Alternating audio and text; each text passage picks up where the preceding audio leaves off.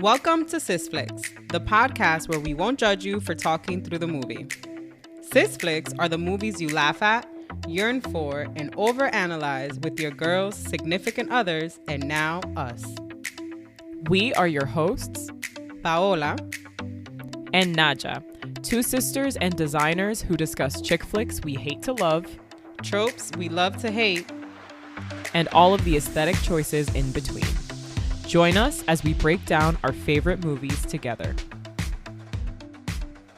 Hey, sister. Hey, sister. What's up, yo? Happy holidays. Happy holidays.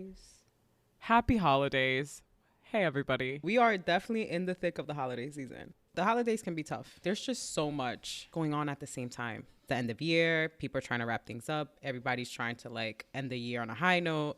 And then there's all the events and there's this pressure to be present. And that can be a lot for many. And it can be especially hard if you're already struggling through certain stages of life, whether it's financially or whether it's with your health or whether you've experienced loss. And in this movie, if you're also experiencing heartbreak and how that can look like this time of year. So today we are discussing The Holiday. The Holiday.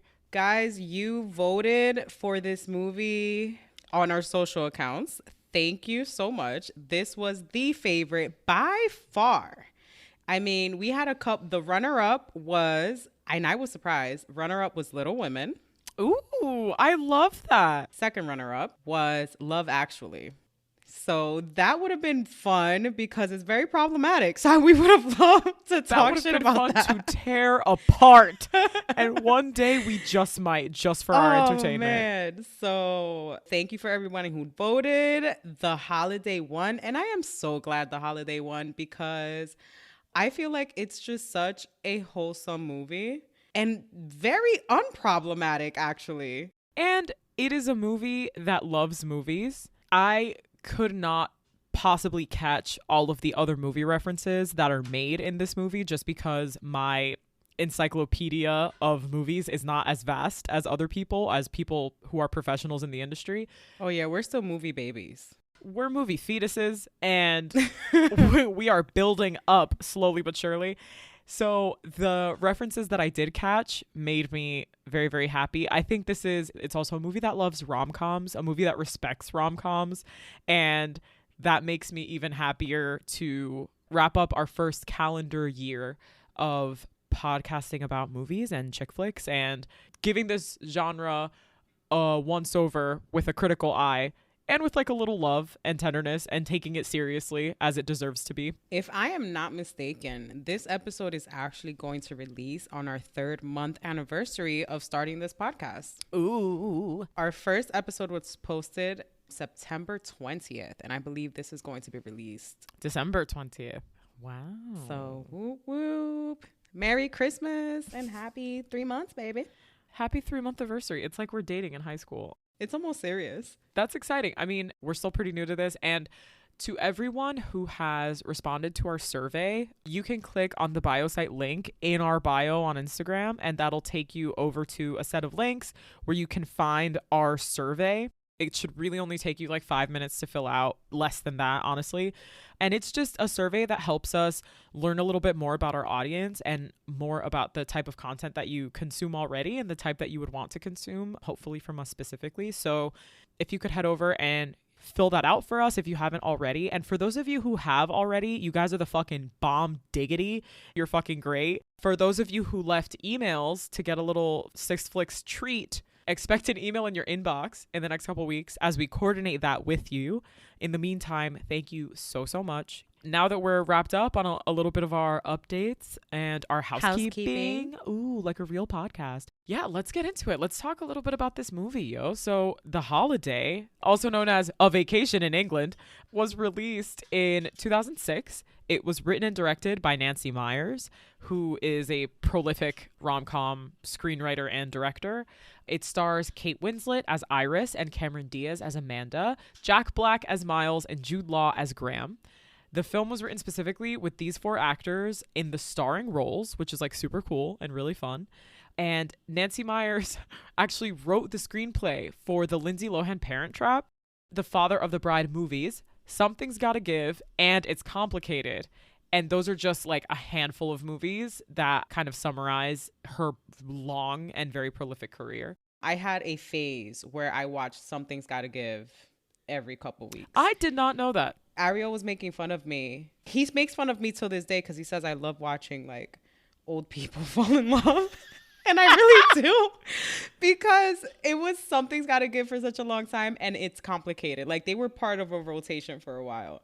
They have special places in my heart. So I love those movies. Big fan. I do love that. Another big common denominator is like a multi-dimensional, powerful woman, successful woman that doesn't shy away from being herself unapologetically. I think we see that so much in these movies, in both Nora Ephron films and Nancy Meyers films. As a young fan of like older rom-coms, I didn't realize all these movies were directed by the same person, but there's an aesthetic to them, always timeless. Very good taste. For the most part, I think they're kind of timelessly dressed, tastefully designed in terms of the production design and how like their dwellings and where they stay look. That's one of the reasons why I loved watching this movie, and it's a great holiday watch. Paola, I'm about to hit you with the back of the book summary. Nadja, give us a summary of this story real quick. All right. In London, Iris Simpkins writes a wedding column in a newspaper and nurtures an unrequited love for her colleague Jasper Bloom. Near Christmas, she's informed that Jasper's engaged to marry another colleague and her life turns upside down. In Los Angeles, the movie trailer maker Amanda Woods has just split with her unfaithful boyfriend Ethan and wants to forget him. Through a house exchange website, Amanda impulsively swaps her mansion for Iris's cottage in Surrey for the holidays. While in Surrey, Amanda meets Iris's brother and book editor Graham. Meanwhile, Iris meets her new next-door neighbor, the 90-year-old screenplay writer Arthur, who helps her retrieve her self-esteem, and the film composer Miles. Aw, this is so cute. So, quick scorecard. Is this a straight or queer love story? It's straight as hell. This is a straight ass love story. There is not 1 inch of queer representation. And they're in LA. There's not a single captures all best friend trope, black queer we couldn't male even friend. Get that. Like, yeah, there's nothing. This movie's very straight and it's very non-seasoned. There is not 1 ounce of representation for anyone. The potato salad has raisins in it. The macaroni and cheese was not made with a roux. And you know what? This might be my one and only critique for this movie. I think I can say that up top. I mean, we'll see how this episode goes. We'll see how it goes. We'll see what happens. Does this have source material? No, it's an original screenplay. It sure is. The story is by a woman, Nancy Meyers, and it was also directed by a woman, Nancy Meyers, who is also one of the producers. Go girl. Get it. I love that for you. And I love that for us. Girl boss all the way to the sun, baby. This movie definitely has a lot of girl boss vibes. Strong female characters.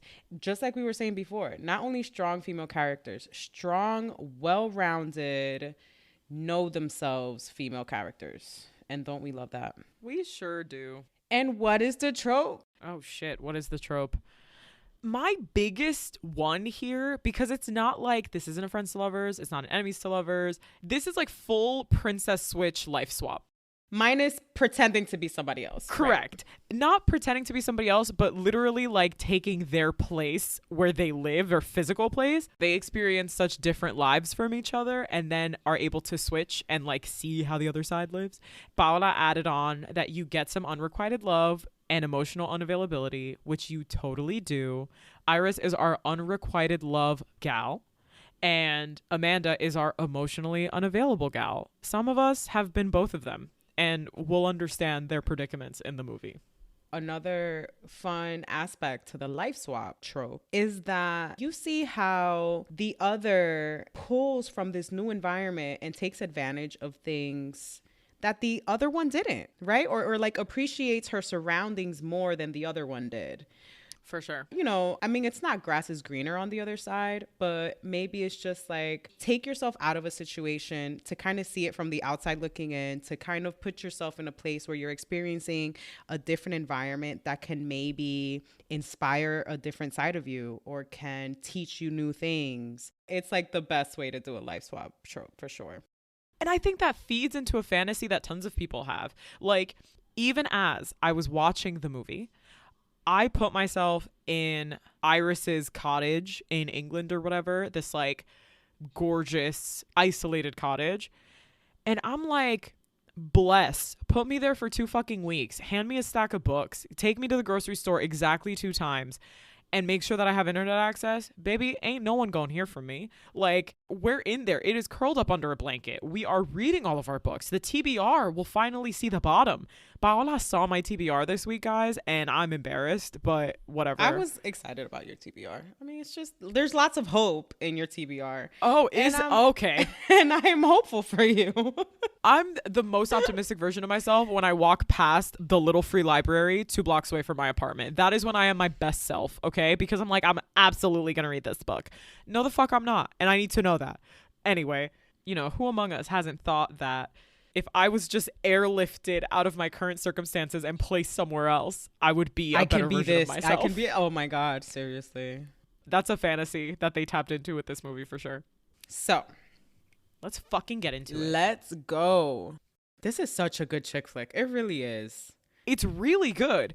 This is simply chick flick. There are no issues of marginalization. Well, that's because there's nobody. No one marginalized. There's not one marginalized person represented in this movie, and that might be the marginalization. Well, actually, that's a fair point. Again, this movie is raisins inside the potato salad. This is a white cashmere sweater of a movie. It is a white cashmere, genuine 100%, because they bring up money not one fucking time. Everybody's got access. There is not one financial concern. So this movie, it is like the chick flick of chick flick. We open on a couple making out. I mean, let's get to it. Yeah, so we open on this period makeout scene. And as the camera pans over, we kind of zoom out and realize that we are looking at a screen. We're not looking at the actual scene as it's happening. It is Jack Black sitting in a production room editing a score as he's watching the cut of the movie. And Jack Black, I love him in this movie. And I want to say it at the top. Jack Black in this movie fucks, okay? Because Jack Black in other movies, like... Okay. like... Yeah, okay, say more. Jack Black in like School of Rock, like obviously he's meant to be like gross and a slob in School of Rock. He kicks ass in that movie. He's so funny in that. But Jack Black in this movie, little charisma. He's like got a vibe to him. And it is, he fucks. That's all I'm going to say. So we're kind of getting a montage at the start of the movie where we get the major players. Jack Black is composing the score that is ostensibly playing over this montage. He has a hot girlfriend who is walking around in the background of a shot, says hello to him. We flash over to Cameron Diaz in a car looking unhappy with who we assume to be her boyfriend. Kate Winslet starts to narrate, setting you up for these stories you're about to see. So like through her narration, she's talking about love, and she mentions different types of love or like different stages in love, right? The love that fades. And then you see like Cameron Diaz's character with her soon to be ex, the love that is lost. And, you know, you're shown the older gentleman who you learn about later on in the movie. And then the love that is temporary. You see a very handsome Jude Law making eyes at some girl across the bar. You know, this is peak Jude Law. Oh, oof. I think you know what? I didn't understand the obsession with Jude Law because when we were growing up. I mean, this movie came out in 2006. I was graduating high school, and The Holiday wasn't the movie I was going for. I didn't visit these movies until later on. And Jude Law was like real big in the early 2000s. This movie made me understand the obsession with Jude Law at the time. I'm dead. And then she's like, and the love that's unrequited. And then we meet our narrator and first major player, Kate Winslet, who's Iris. She's writing. You see, she's kind of a columnist for I think like Society Papers or Society Papers. She's our lady Society Whistledown. Papers. She's the lady Whistledown for this London newspaper, and she's at her holiday party. So I thought it was really sweet. As she's narrating, you're introduced to their characters and kind of introduced to the type of love they're representing in this movie. She seems to be working on a wedding or romantic type of article. There's a holiday party going on in her office kind of at the same time. So we're getting the impression that she's really trying to cram in whatever assignment she's meant to finish. And she is musing on one of her coworkers and how in love with him she is, just hopelessly. Like, even the way that they've made Kate Winslet up in this movie and the way that they've like dressed her, the way that they've styled her. Kate Winslet is like an incredibly beautiful woman, right? Like, she needs no fucking introduction, Titanic and everything fucking else. So she's been a prominent actor since the mid 90s. I think most recently her biggest thing was like Mare of Easttown, which was like a limited series on HBO. Mm-hmm. So she's stunning, especially in 2006. We are talking like peak. And they have done everything short of put glasses on her to make her frumpy, not star of the movie girl. She doesn't give me frumpy at all. She kind of gives me frumpy. Her face looks like it's bare. Like her face looks like she's not wearing any makeup. Right. Her hair, at least at the start, very low key. At least at the start, her hair is like a little, it's not like it's stringy, like it's dirty, but her hair just looks unstyled. Like it looks like she got out of the shower, it dried, and that's how she wears it. Her clothes are like super nondescript. Like she's just not wearing like anything fun. It all kind of fits fine. I feel like they took an effort not to show off her physique because she's like curvy and very beautiful. And I think they were trying not to make her hot. So that's what I mean when I say frumpy. It's like just detracting from her natural beauty, more or less. Because she's supposed to be this like sad sack. And she is pining and pining over this coworker of hers who's also employed at the same like newspaper publication. And I just want to say, this man is so fucking average. And I'm not no shade to this actor, okay? But you're going to cast somebody who's going to put my girl out like that for 3 fucking years? No. It's not that guy. In the early 2000s, he played the heartthrob in many a movie. It's so upsetting to me. I find that illegal. I know I've made this joke in the past. I can't speak for my sister, but I can speak for myself. I have a lot of pride. So you would not find me at a company holiday party going to one of my coworker friends and being like, I'm so in love with this person and my heart is so broken and I just want him to be with me. Absolutely the fuck not.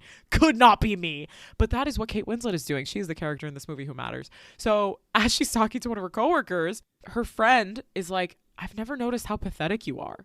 Yeah. Casually. I mean, just delivers that line straight. Iris answers straight and just says, really? I'm so aware of it. Girl, same. Relatable. Which relatable queen. Is hysterical. That's so fucking funny. Something that we learned through this exposition is that the coworker she's in love with, that she used to date, who was her boyfriend, cheated on her. And that is why their relationship ended. He simply did not love her enough or whatever, and has been stringing her along and quote unquote her friend ever since they've stopped seeing each other consistently. You know, after she's done sulking to her friend, she actually realizes that her deadline's coming up and she's still working on a column, like at this holiday party. Relatable. And I think like a superior comes up and is like, hey, did you hand in that thing? And she's like, oh my God, no, I'm still working on the thing. While she's working, somebody comes to visit her at her office and it's her crush. Man that she's in love with. It's her ex that she's in love with that cheated on her. Yeah. Absolute piece of shit. She's so happy to see this man and she has a gift for him. And he's like, you know, I have a gift for you, but it's in the car. Like he is like, she's just eating out of this man's hand. Like you can tell he just loves the attention that she gives him. We get a clink, clink, cling on like a glass, some kind of toast bullshit. Everyone's collective boss is like kind of standing up on a podium and is like, all right, everybody, at this holiday party where Kate Winslet is still working. Attention, attention. And it is announced in front of everyone that she has a new assignment and that she is to write a new engagement announcement in the paper for her coworker who she's in love with, who's engaged and did not tell her. So fun and cool. Are you joking? It could not have been worse or more embarrassing. So they call up the newly engaged couple to congratulate them. And the way this man turns around and just looks at Iris, you just want to punch him in the face. He's so fucking smug. What an asshole. Yeah, he's a big dick. He sucks ass. Oh my God. You feel very shitty for her right away. You hate this guy. But she immediately starts crying. And who could blame her? The shock? Ooh, I would not survive.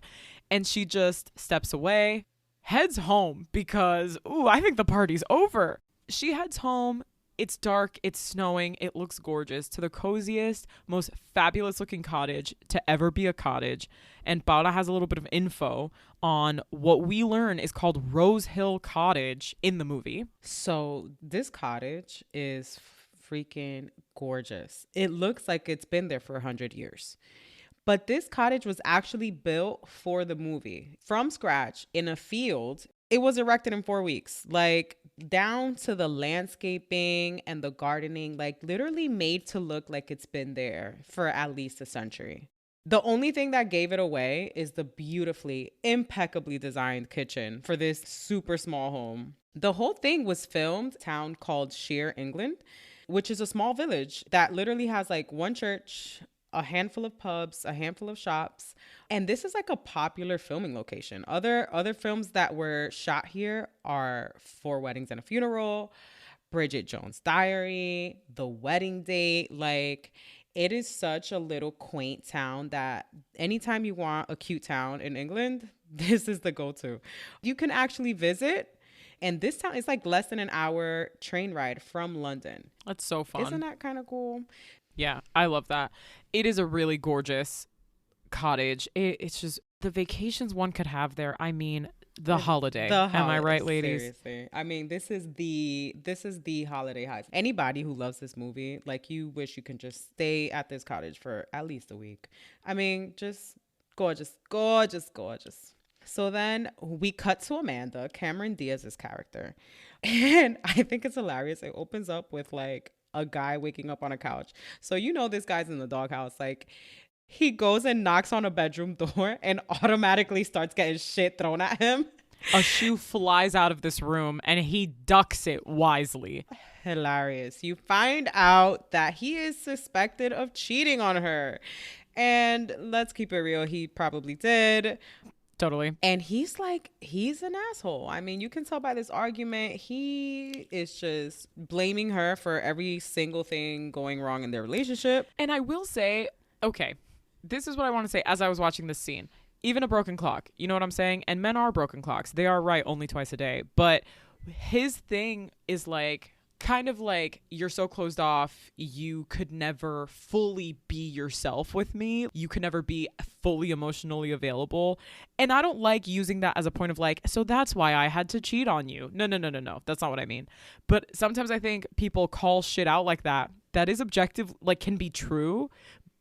Obviously not as a justification for their own shitty actions. But I think it's supposed to set you up for other things about herself that she needs to examine throughout the rest of the movie. Sure, but also maybe she wasn't comfortable with you. Maybe you didn't give her the space or what she needed for her to open up and be emotionally available for you.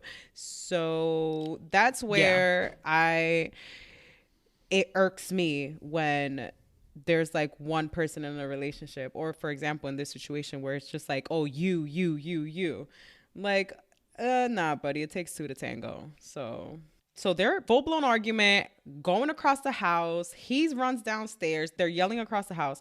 And you kind of get a little tour of the house. This house is gorgeous. Oh, the house is stunning. It is so well done. And then the argument moves outside, and then you see it's like this hacienda Spanish style home. Oh, gorgeous. Anyway, I hate this man. I hate the shit he says. You know, really early on, they start to drive in that she can't cry thing. And the way he brings it up, like, oh, how is it that you're breaking up with your boyfriend and you can't even cry? I truly dislike this plot point. It's supposed to be comical. I get that. But it feels so forced. I know. You know, it's supposed to be a comical representation of suppressing your emotions, you know, maybe having to be a strong woman in the relationship and representing being closed off. There is so many different ways to bring that to the screen than to have like an actress at the level of Cameron Diaz do like some truly Oscar worthy cry acting. I think it's the only comedy in this movie that feels a little Hallmarky.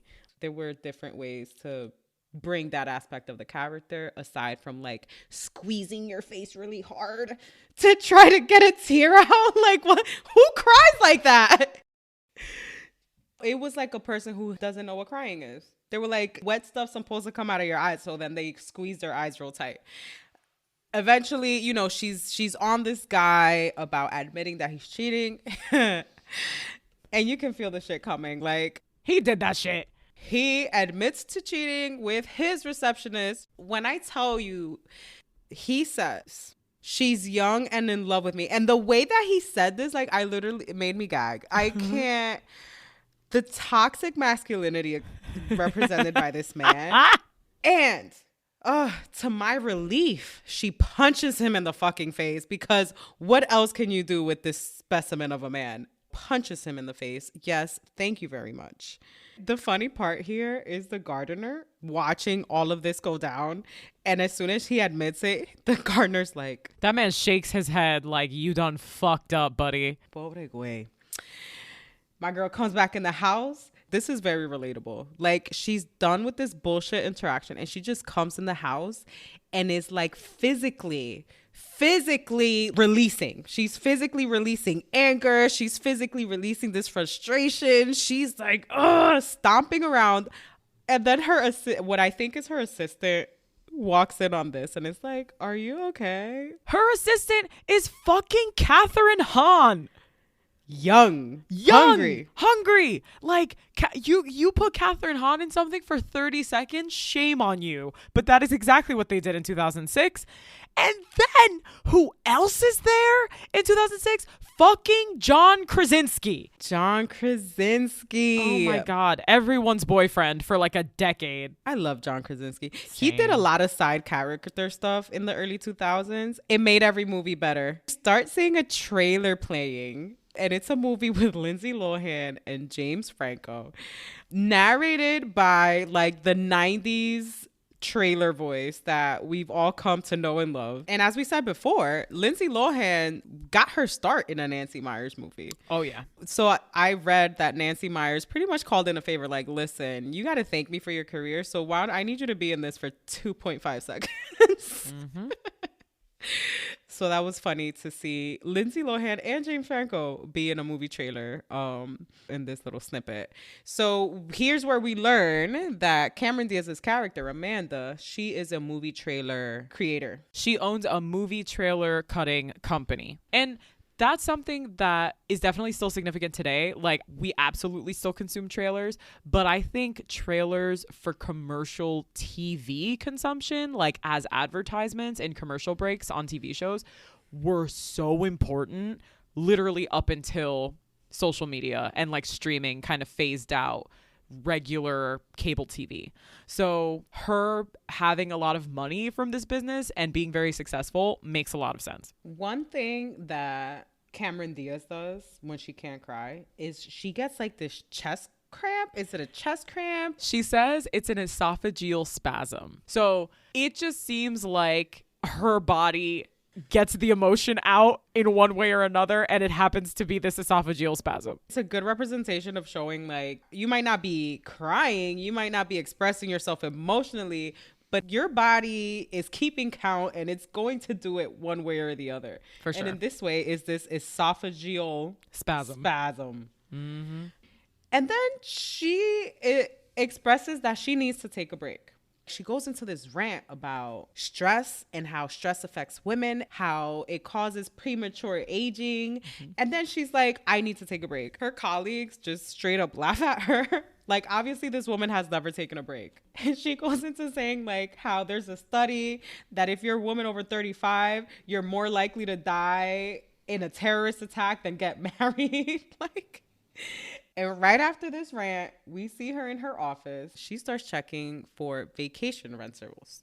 So the Airbnb before Airbnb was a thing, There was a website called homeexchange.com. This is a real website, the website that she uses in the movie. It's been around since the 90s. It's still open till this day and offers the same experience that you see in the movie. You house swap with somebody else. You put your house up on this website and you set a date that you're available, and people can choose to swap their homes with you, obviously, and you can coordinate that. She finds a super cute English cottage. She messages the owner. Then we cut to Iris back in Rose Hill Cottage. And my girl, it is having a terrible time. She's hating her life and her situation that she's been in, the embarrassment that she went through at the holiday party. She starts to turn the stove on, I'm assuming to make herself something, and then makes a decision to start sniffing the gas. Yikes. That was very unnecessarily Sylvia Plath of her, and I did not need her to do that. And it's she like snaps out of it. She snaps out of it very quickly. She gets a message. It's Amanda wanting to see if her house is available during the holiday season. Hell yeah. They go back and forth. It's actually very cute the way they kind of go back and forth. And these bitches agree to exchange their house the very next day. So if that doesn't say I'm a felon running from crime, I don't know what does. I'm a criminal on the lam. They're both so eager to get out of their current situations. They're like, I'm out of here tomorrow. You can arrive tomorrow. No money concerns. And the only time that we see the pronounced class differential outside of their homes, because Iris's home is a lovely cottage that's meant to be like humble, although I imagine owning your own home outside of London is a thing only millionaires can fucking do. And Cameron Diaz is a legitimate millionaire, a successful businesswoman with like a mansion with like a pool and shit in fucking California, which is one of the most expensive places in the world to live. So the only time outside of their homes that we see a large class difference is their plain experiences as they're traveling. The next day, both of them are like fucking out. Like, we're gonna swap. We're gonna go immediately. Dope. This is the best. Kate Winslet is in the middle seat of like a large commercial airliner. The worst seat in the house. It's the middle seat of the middle row of this airplane. And she's like between two older women and she is squashed in there. Cameron Diaz, by contrast, is in fucking first class, trying her best to go to sleep in a fucking suite of an airplane chair. So that's mainly the class difference that we see between them. As we watch Iris, Kate Winslet's character, get on the plane, her phone goes off. And something that really tickles me about movies and TV shows and stuff is how, one, blatantly fake the phone interfaces usually are, right? Like the messages that people receive or like emails or whatever, those usually come up on screen in a format that is like not how phones work. Second, that she gets an email from what you would think by how it's addressed. I assume it's an email. And her phone rings like she has set an alarm. And I'm like, why is your phone ringing for 30 seconds because you got an email? That must be infuriating. Do you know how many emails I get a day? It would simply overwhelm me. Anyway, she gets an email as she's settling into her horrific middle seat on this flight. And it is from fucking Jasper, the guy who sucks ass, who she's been in love with for years, who is absolutely super fucking engaged, where he's basically like, I heard you were going on a vacation. We're gonna miss you. Can't wait till you're back. Some fucking weird shit like that. And she responds quite quickly and without giving it like too much thought by saying, let me fall out of love with you. Aw, baby girl. It's so earnest and like vulnerable. Again, the pride inside of me could never. The pride inside of me, that's the sequel to Britney Spears' memoir, The Woman Inside Me. Like, ooh, I couldn't. And this isn't a good thing. I'm not saying what Iris is doing is wrong. I don't think it is. The way I would ghost before I would respond to any human on earth with a message that vulnerable. Amanda, by contrast to Iris, is on the plane with a fancy eye mask in this incredible first class lounger. Looks like a fucking lazy boy. She's got a stack of TBR on the side table next to her. That is rivaling my TBR stack in my living room next to my desk. This TBR includes the spiritual book, The Power of Now, The Wisdom of Forgiveness, the young adult fiction novel, Harry Potter and the Sorcerer's Stone. She's really getting caught up because it's 2006. That book is like 7 years old at that point. Alice Munro's short story collection, Runaway. Atonement by Ian McEwan, which is a book I appreciate and a movie I fucking love. This is an hour to be pod. Yes, it's our TBP, to be pod list. To be podcast. And a funny thing that happens during this scene is that we get a glimpse of Amanda's internal monologue about her own life. So she, as an editor, as a movie trailer cutter, she thinks about her life in movie trailers. Movie trailer guy's voice is narrating all the things that she's thinking about herself in that moment, and she's pretty fucking frustrated with herself, with her state of things, the fact that she's kind of running away from her issues.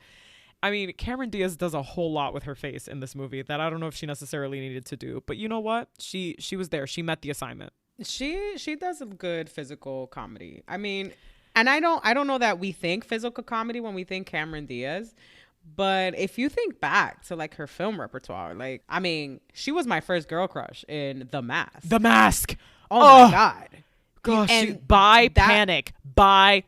Hello. Her role was comically infused. So she's not new to a little bit of physical comedy.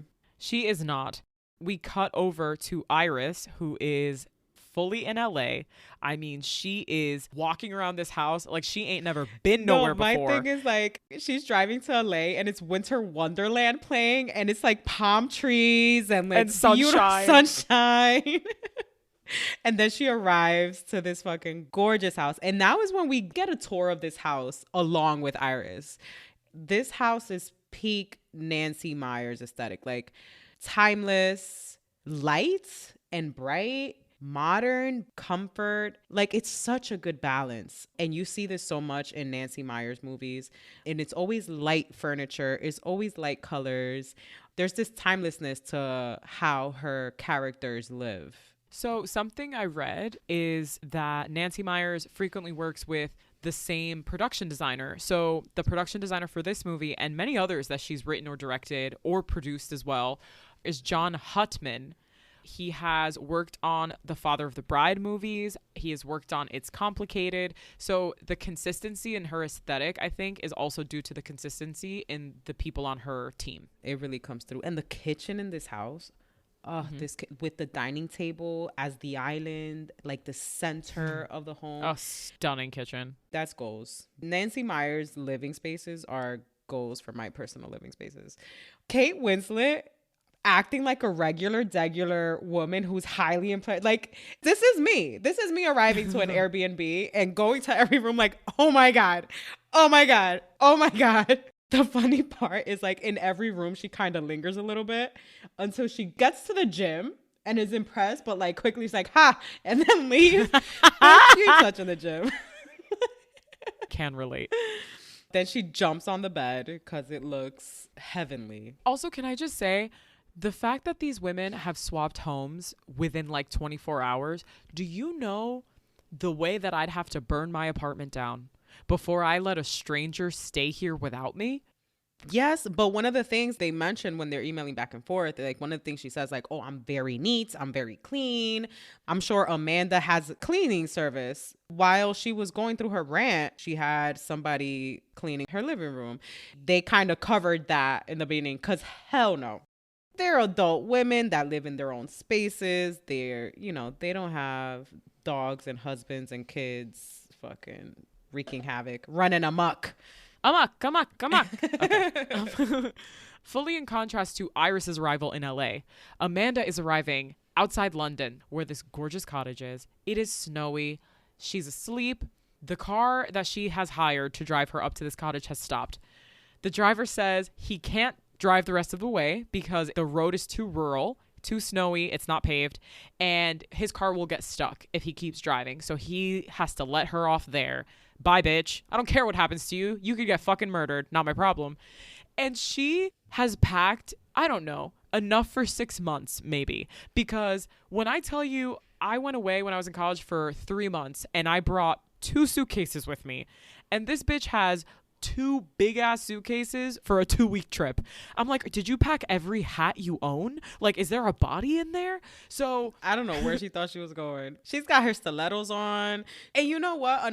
Maybe this is also a little storytelling for Amanda's character. The contrast not only in the environments that they arrive in, but also the contrast in their attitude to the environments they arrive in, where Iris is like, she's happy, she's arriving, she's admiring her surroundings, she's looking around, she's like, oh my God, this is so cool. Amanda's like asleep in the back seat. Like, she's disconnected. she's like, whatever. Just get me to my destination. When she realizes she has to walk in snow, she's like, what the? And so we get a very comical scene of Cameron Diaz slipping around in her pumps, trying to walk up snow. Girl, did you check the weather? Did you know where you were going? You didn't pack some boots, some sneakers? This is another symptom of the Hallmarkality, okay? The Hallmarkality.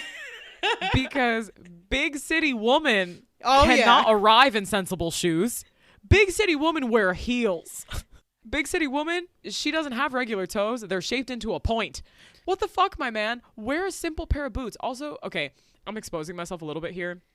I don't fucking wear heels if I can help it, because I work in an industry, thank goodness, where I can dress very casually. So my footwear are fucking sneakers. She works from home. She has her studio in her house. Then I simply cannot defend this choice. I cannot become a sneakerhead. Honestly. So she is walking. It's like snowing. She has to drag this fucking suitcase. The way I would have cursed that driver till his dying day, okay? The pointy-toe stilettos, 2 suitcases. This bitch barely has a scarf on. And the scarf she is wearing is one of them 2006 scarves where it only covers about 2 inches of neck, no chest. You're not keeping warm. She makes it all the way to this fucking cottage. It looks like it takes approximately 17 years. It looks like it takes fucking forever. Her toes have got to be numb. Anyway. So. Check the weather before you travel, people. Pack accordingly. She gets to the cottage and is like, this cottage is adorable, super cute, and lovely. Gives herself a little bit of a tour the same way that Iris did at her home back in LA. It lasts 3 minutes. It lasts 3 minutes. It is a third of the size of her home. It's so charming and it is so cozy. And usually people say cozy to mean that something is small. This is properly cozy, where it's homey. Like, you can easily feel at home there. I think the production designer dressed that part of the set incredibly well. I mean, I love all the sets in this movie, but this is so believable as like a quaint little cottage. And there's a fireplace in the living room, a fireplace in the kitchen, a fireplace in the room, which is pretty spot on for a cottage that's at least a century old. You didn't have heating. You had a fireplace in every room. So I thought that was cute. Aside from it just being fucking beautiful to have a fireplace in every room. Jesus. For sure. Amanda's at the cottage. She's pleased, happy with what she sees. I'm going to bring up 2 things. The first, Amanda completely unpacks and hangs all of her shit in the wardrobe. What? Where they do that at? What? Absolutely the fuck not. No, Where do they do that at? Know where I've been. Scram. You know what though? This is showing how she needs to control her environment. This is a way of her controlling her environment any way that she can.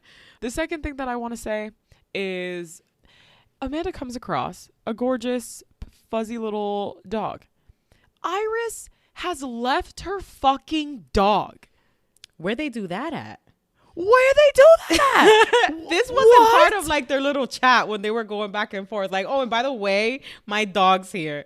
What if she wasn't a dog person? For the whole day that we're traveling. You know what my dog doesn't need to do? Pee, eat, or poop. What? I have a dog, and maybe it's just because she's so big and stupid, but she's my child. Yeah, that was weird how she left her dog behind. It really upset me, but okay. You know what? I'm going to move through the rest of the movie and I'm not going to report you for pet neglect. Okay. So Amanda is kind of puttering around this cottage. She's like figuring stuff out. You can tell physically Amanda is starting to feel restless and doesn't touch that TBR. Okay. She gets in the car that she has rented that exists on the property. This is never explained. And goes for a drive on a narrow, teeny tiny country road where she does not know how to drive on the other side of the road. Also another thing, aside from the weather, that you should check before you travel. And she's also on the wrong side of the car because that's not where we drive in America. So she's like... She's completely out of place. Wow. Yeah. And the way I'd be like, taxi. Because you know what I don't need to do? Die in England because I hit a car. She, by the skin of her fucking teeth, makes her way to the grocery store. Pops open a bottle of wine at the store. Where they do that at? Yo, because I need that grocery store. How do I get there? Because Cassidy. Because could not be me. Dude, reckless behavior. Opens a bottle of wine in the grocery store. Listen, swigging from it. That might be a thing. Like, I'm just saying though, did you buy the bottle opener? Did you just use one at the store? Did the owner open it for you? Like, was it maybe, oh, you know what? Maybe it was just a twist cap. Like, she is half drunk, grocery shopping, buys a fuck ton of snacks, cheese, chips, cookies, relatable queen in this moment. Low-key goals. Buys all this shit, gets the fuck out of that grocery store, goes back. Now she is like cuddled up in bed with like a hat and like a hoodie on and a scarf and stuff because apparently it's quite cold in there. High-key goals. Watching TV and just fucking around and eating some chips, okay? And I love that. So the dog is just chilling with her, which is precious. She toys with the stereo system, obviously not as sophisticated as what she has at home, and is just rocking the fuck out, puts on The Killers. The song licensing budget for this movie, high. Yeah, because they have got some bangers in there. They do. Fun fact, The Killers was me and Nadja's first sister concert. It sure was. That was our first together concert. It was our first together concert. I think it was like the third concert I had ever been to. And Paola bought me the tickets for my 16th birthday as a gift because she's a very good sister. And has been the whole time. This is not recent. And I'm forever a Killers fan. Oh my God. I still put on The Killers till this day.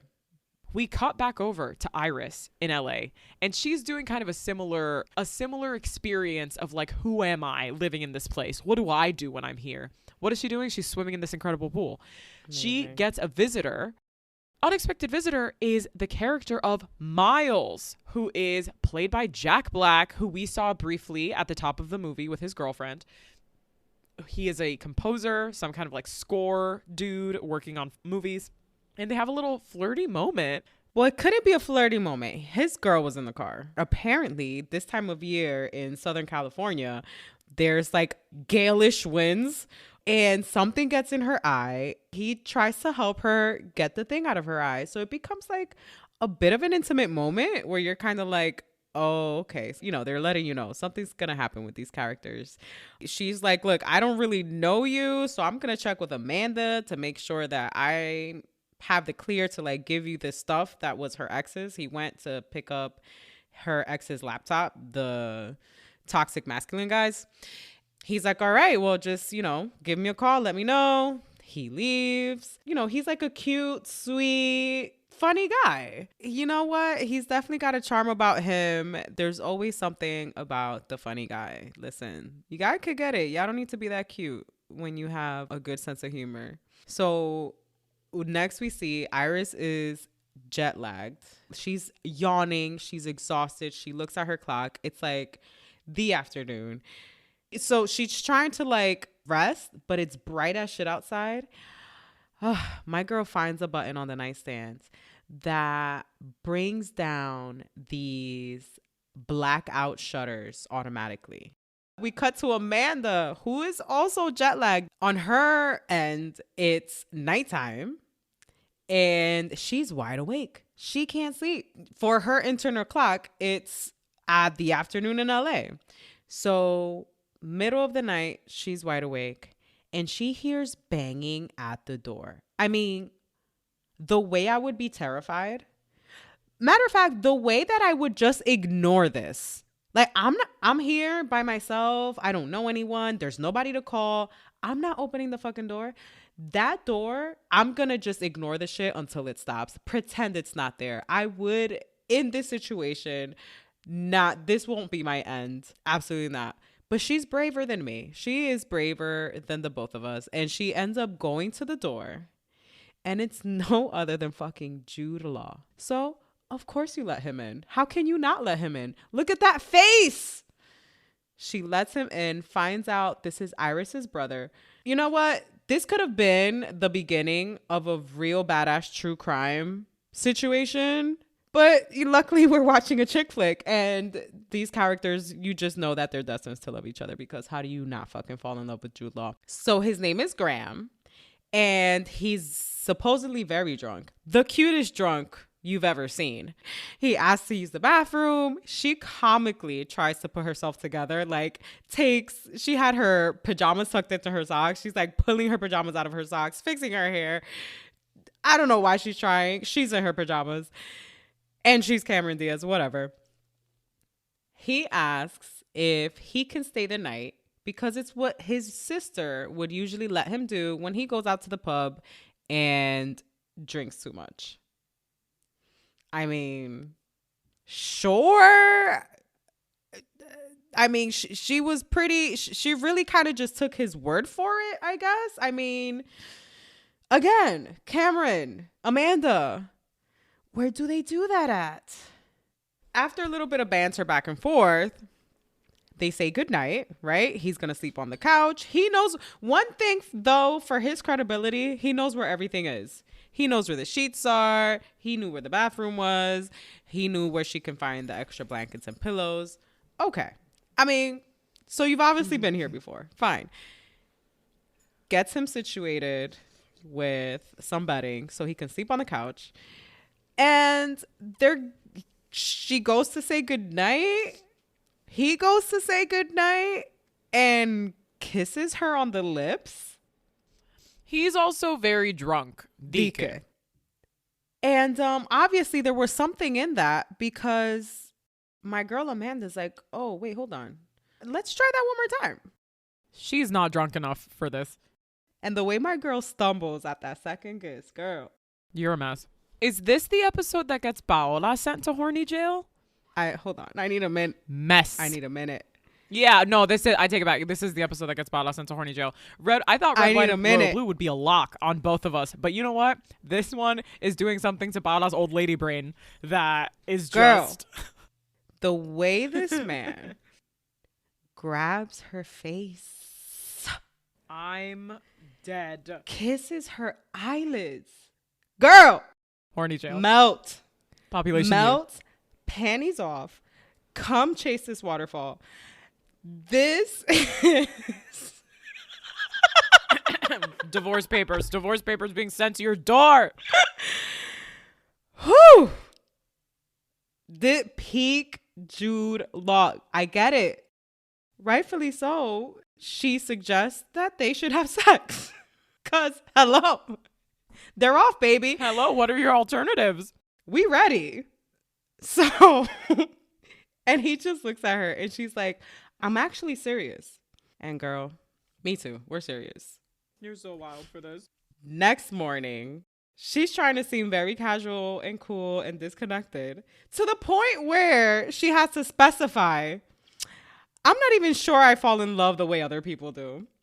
Bitch, listen. Ooh, wait. I don't think I've said this on mic yet, and I want this to be captured. So remember when the trailer for Mary and George came out?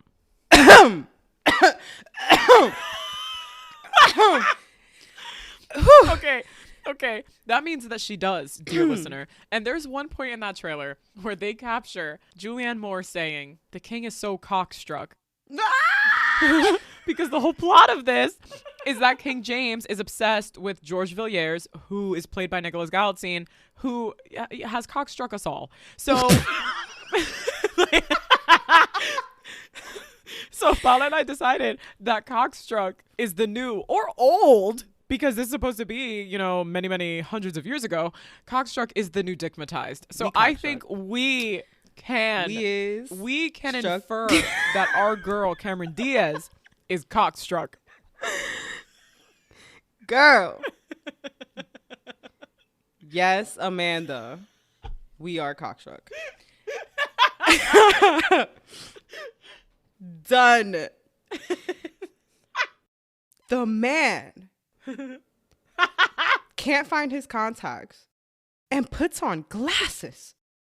He also wears glasses? This is going downhill so fast. The fucking adorableness. Like, I can't. He's adorable. He's fucking sexy. Who, what, where, when, why? Why? Also, why does he live in London and he's tan? But okay, we're going to ignore that because it's Jude Law and he's fucking adorable. Amanda explains that she thinks she's made a mistake. She made a rash decision. She doesn't know what she was doing, and she's leaving that afternoon. And the clear disappointment in this man's face with his glasses on. I mean, I was so sad for him. What are we to do? And he calls her lovely. He is lovely. He says, well, if you end up changing your minds, I'm going to be at dinner with my friends this evening. Meet me there. We all know what's going to happen because come on, girl. She's going to go to Amsterdam and live the rest of her life happy. We're cockstruck, so no. He just put it out there. Like, I'm going to be at this restaurant. If you end up changing your mind, it would be lovely to see you again. If not, next we see Amanda is at the airport. My girl really thought she was leaving. She, again, has this kind of inner monologue where it plays out as a trailer. And it's pretty much like Amanda found love. What is she going to do with it now? Is she going to keep it? Is she going to fuck it up? I guess that's the question up in the air. And then she kind of snaps out of it. And then we cut to Iris back in LA, who had what looks like the most glorious sleep. My girl is rested. She is so rested that she immediately goes to turn on music. She's so rested. She's like, fuck having a coffee. I'm going to play Jets. Are You Gonna Be My Girl? Again, because this movie had a deep ass song licensing budget. And I love that for them. And I love this cute little dancing scene of her in the bed, like air guitar. She's adorable. Gets a phone call. And it is the fucking killjoy of all killjoys. Fucking Jasper. Whose name is Jasper? What kind of fucking name is that? I mean, the guy from Twilight with the wide eyes. Yeah, exactly. Calls her and is like, is it okay that I'm calling? No, it's not okay that you're calling. Yeah, but of course it's Iris. So she's like, oh, yeah, sure, totally. And he has the audacity, the gumption, the gall to ask her to help him edit some pages of his writing. Bitch! That he needs her. Ugh.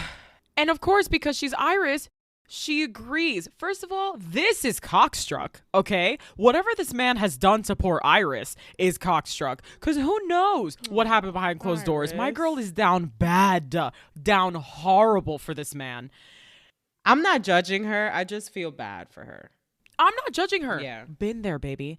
I am not judging her, but I feel like, damn, I've been on the other side of this and I know you can be too. She's agreed to all of this because she's too accommodating. She gets off the phone with this man. And after waking up in such high spirits, she immediately brings the blinds back down and just cocoons herself right back up in that bed. Anything that brings her closer to Jasper, like anytime she is contacting him, anytime he is reaching out to her and impacts her mood, things around her get dark. I mean, literally, like, she is bringing the blinds down because she is in a dark mood. She mostly interacts with Jasper, like, at night. Like, even the scenes that he's in are not necessarily during the daytime. Like, he's not supposed to represent anything, like, positive or fun for her. Mm-hmm. It's just pain, sadness. Yeah. And that's really what he brings to her life. So whenever you see Jasper in this movie, like, even the natural light around is about to darken. Nice analysis, Naj. I learned from you. Then we come back to Amanda, who's not in Amsterdam. Bitch, you know you wasn't going to know Amsterdam. You better go get your man. Finds Graham at the pub with his friends, and they have a little look-see at each other. They're about to have their little thing and fling. Then we cut back to Iris driving just fine. I mean, apparently driving on the other side of the road is not a challenge for Iris. She's got it together. She's vibing. She's good.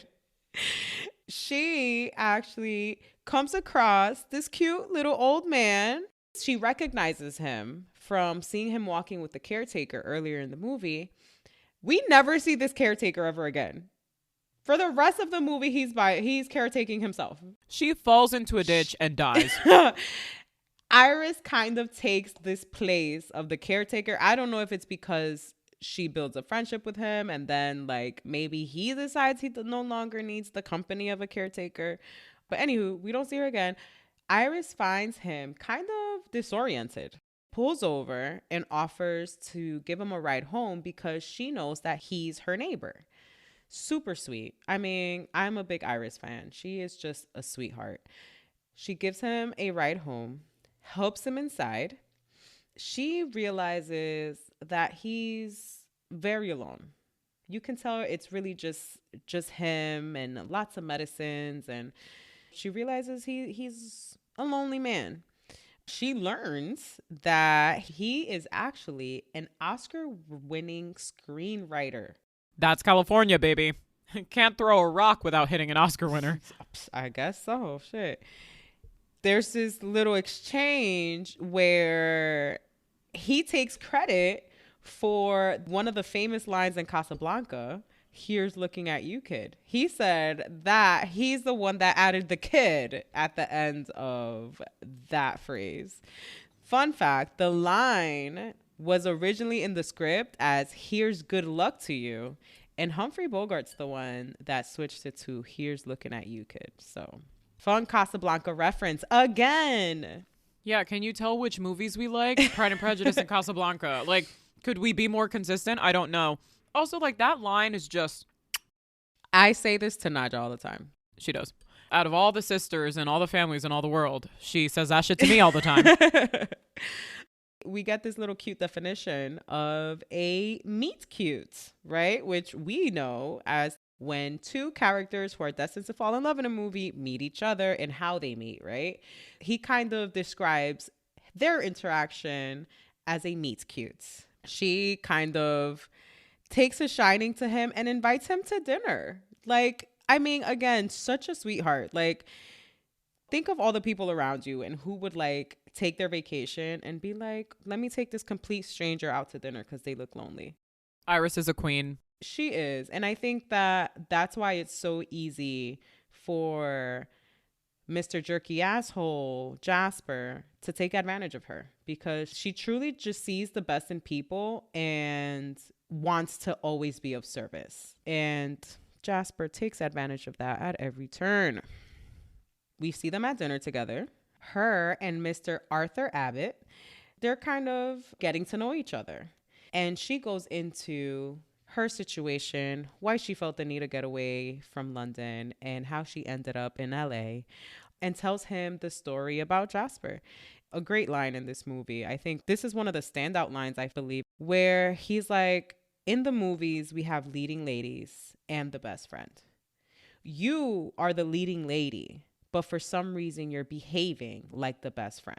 Read me to filth, Arthur Abbott. In all of our stories, each one of us are the main characters in our stories. That's almost like a message to women. Always make yourself the main character. Whatever, you're going through in life, have main character energy. And I think that's a very sweet line by Arthur and also very real. And it kind of made her realize like she's not valuing herself and she's not seeing her worth. She's also like maybe letting other people take advantage of her. Maybe like, I think something about older people when they lack like a filter is that they see shit and they will just call it out immediately. Like, why are you doing that? Why'd you say that? Like, you're reverting back to being a kid, except now you have the wisdom and the knowledge of living an entire life. And you're like, stop. I've seen 100 girls like you. Stop it. Like, you can see kind of quickly like, oh, she's minimizing herself, right? When she shouldn't be. this beautiful, smart, kind, engaging woman. Why is she making herself smaller? Correct. So we cut over after this scene to Jude Law. Sorry. His name is Graham. And we will refer to them interchangeably by their real names and their character names because that's just how it is, baby. I do that shit all the time. And my notes are all the fuck over the place because I have cut to Amanda with Jude Law. And then in other parts I have Cameron Diaz and Graham, and it's just it's chaotic to say the least. So we cut to Amanda with Graham, played by Jude Law. We find out that they did go home together the night before. They're at the cottage. She was apparently a hot ass mess. She was drunk as fuck, like took off her bra in the living room, which, I mean, hey, sometimes I do that, but I guess I'm married, so it's different. He takes a phone call at this point from girl's name, Cameron Diaz. Oh, Jesus. See what I mean? My notes are all the fuck over the place. Amanda has peeked at his phone screen after it started to ring. So he's got like a super old school cell phone. The name pops up on the screen. It's a girl's name. Let's pretend it's like Sophie. And she gets kind of jealous because he immediately picks up and he's like, oh, I need to take this. Steps outside, talks on the phone. And she's kind of like, who the fuck is he talking to? And quells that because like he's not her man. They're not beholden to each other. She likes him. And this is fucking peak Jude Law. This is my note, not Paola's, which is how you know you can trust it. Because Paola, I'm not going to say the word again because I want her marriage to survive. So he invites Amanda to spend the day together because I'm running out of reasons why we shouldn't. Ooh, stop it. I'm melting. The next scene, they're driving in the car. Jude Law is driving, thank God, because Cameron Diaz certainly can't fucking do it out there in England. And he is looking at her, oh my God, with a look that could melt chocolate. Now I'm getting into Paola's notes because they get significantly hornier for Jude Law. On any other actor, I feel like this scene would seem really, really cringy. Like he does like a lip bite and he's like looking at her a certain way. But he manages to make it not cringy, genuine, and attractive. Jude Law's hot in this movie. That's all. Easy, simple. So next scene, Amanda and Graham are at dinner at this cute little restaurant. They're trying to learn more about each other. Her style of learning more about him is a lot more like an interrogation. Like he has committed a crime. Gave my guy the 3rd degree. She really did. Here is how my notes happened. I wrote, as I'm watching this movie, I hate saying this about women, but she's so intimidating. In the next line, she calls herself intimidating because she is such a successful businesswoman, like with her own business, makes a lot of good money, you know, is single, doesn't have kids or anything. So she already perceives herself as an intimidating woman. And it's not even that she's like apologizing for that. It's almost like other guys are very off-put by like how successful I am and how direct and straightforward I am. I just need to know whether you're going to be another one of those guys, pretty much. She asks him a lot of personal questions about himself, like his work, how he got into his work, you know, why he's a book editor, and like, what did his parents do? And it is very interrogation-y. And he mentions, you know, my mom is a very prominent editor at Random House, like an actual huge publishing company, and she's very important there. So I'm also working in the same industry. Cameron Diaz says, well, I know you were raised by a strong, powerful woman, so I know I can tell you that I own my own company without you getting intimidated. And I love that she says that because it just exposes every other man that she's been with. Especially that fucking first one from the opening scene. Jesus. So throughout this conversation, Cameron Diaz kind of offers a little bit more information about herself. She's like very perfunctory about it. She's very like, okay, let's just get through this. These are the things about me. Like, talking to her about herself is not fun. And you learn that her parents were divorced. She has mentioned to Jude Law that she hasn't cried in years. And that's something that really surprises him. And she's like, I could never. Oh my God. I know I've already made fun of Paola for this in the past, where she never cries. And it's not that she never cries. It's that she cries with the frequency of a normal human being. She doesn't cry several times a day like I do. So Cameron Diaz, in this description of herself, as she's laying it all out there, she explains that her parents got divorced when she was a teenager.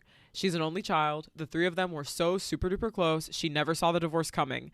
And when it happened, she remembers seeing this packed up suitcase in the corner of the living room as her parents were explaining to her that they were not going to be married anymore. She cried her eyes out for weeks, months, mourning her parents' marriage and what their life was like before. And ever since then, she has not been able to cry. And her mentioning the suitcase, I kind of tied back to how she immediately unpacked her shit. Well, one, that can be a piece of trauma, like seeing that packed up suitcase and just maybe hating seeing packed suitcases. But also, she was thrust into a situation that caught her unaware and she had no control over. Part of that has influenced her to always be in control. Next, we're going to jump right over all of that. So she has explained since her parents got divorced, she really hasn't been able to cry the way that she did when she like found out the news. She really just doesn't cry. And he explains, well, I cry all the time.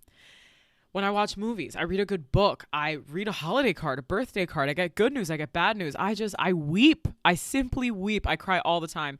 And the way that I felt seen, the way I felt validated, the way the sun shone out of the screen at my face and was like, you're great the way you are. Look at Jude Law's character. Look at Graham. Look at him. He's crying like a little baby. And you know what? Me too, Graham. Let's hold some hands and talk about it. And this is the panty wetter, ladies. Mm-hmm. We love a man who cries. In touch with your emotions?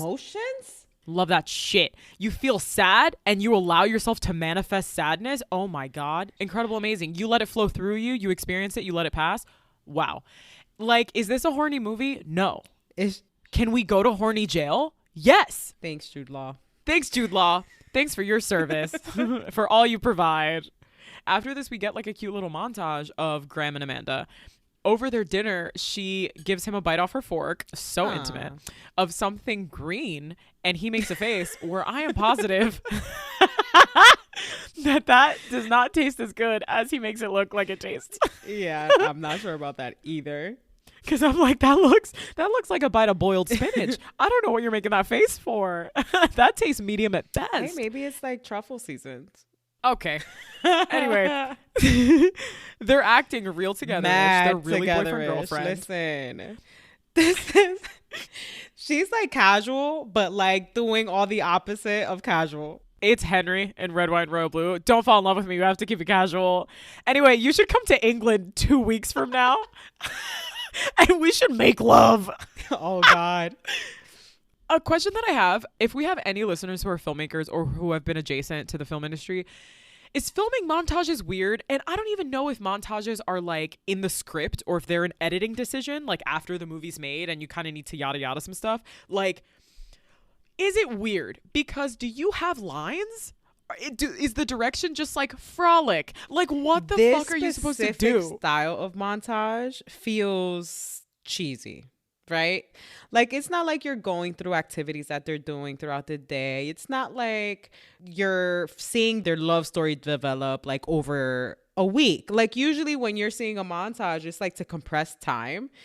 This is literally a montage just to show you them having fun. You want to see them be silly. I think it's just trying to communicate how comfortable they are with each other. They're playful with each other. And they're like lovey-dovey. You're supposed to see that shift, I guess, from one night stand to very together-ish. So the day ends. They're wrapping up. Jude Law drops her off at the cottage. Oh my God, Graham. Jude Law, Graham Law, Graham Jude goes to drop her off at the cottage. And she's already kind of starting to get in her head, right? Like, she's getting kind of overwhelmed, pretty much pulls away from him. Like, she's like, I kind of need the night to myself. Like, I'm going to go take a nap. I'm like just really tired. And he's already clocking. It's like giving animal in a cage. She's backed into a corner. Yes, you're definitely getting the sense like she's trying to find a way to back up. Whatever's happening, it's happening too fast.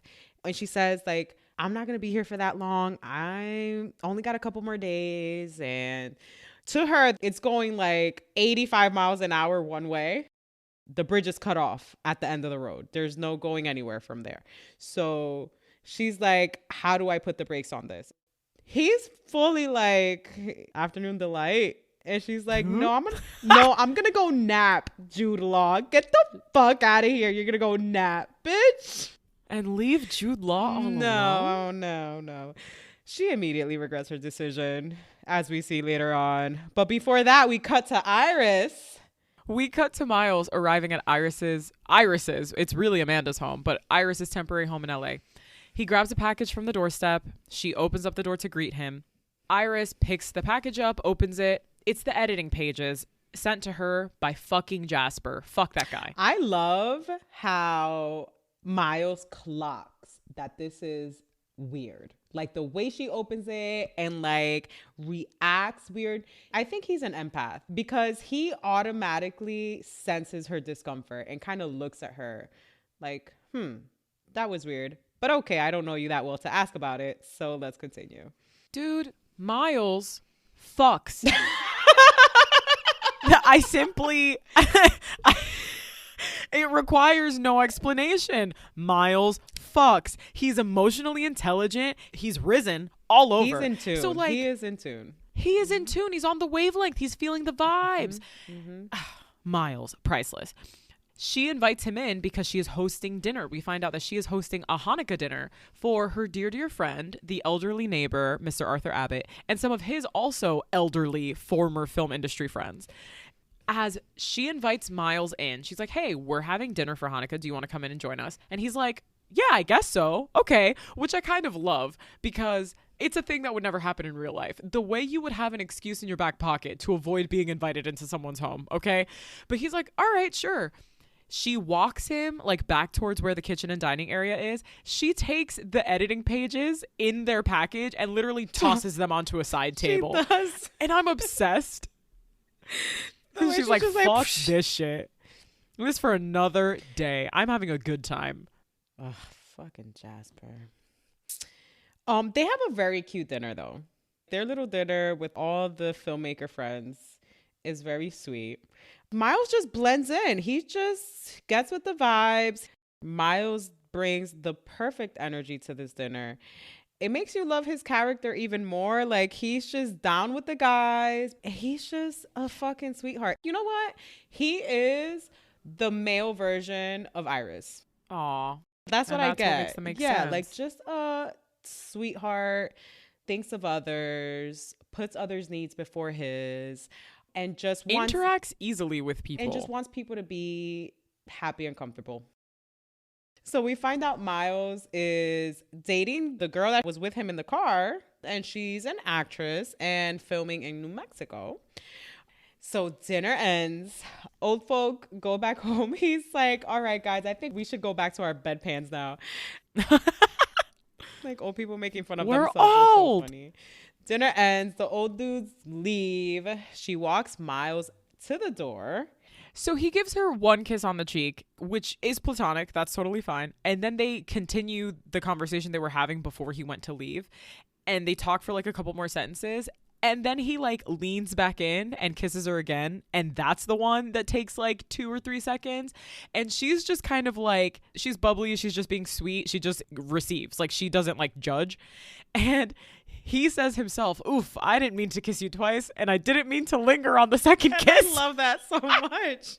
It's like I love his character so much. And girl, Jack Black, you better stop it. You better stop it before I develop a little crush on you in this movie. It is a very cute interaction. And the fact that he like calls himself out makes it endearing. Like, you know, like, oh shit, okay. He wasn't trying to be creepy.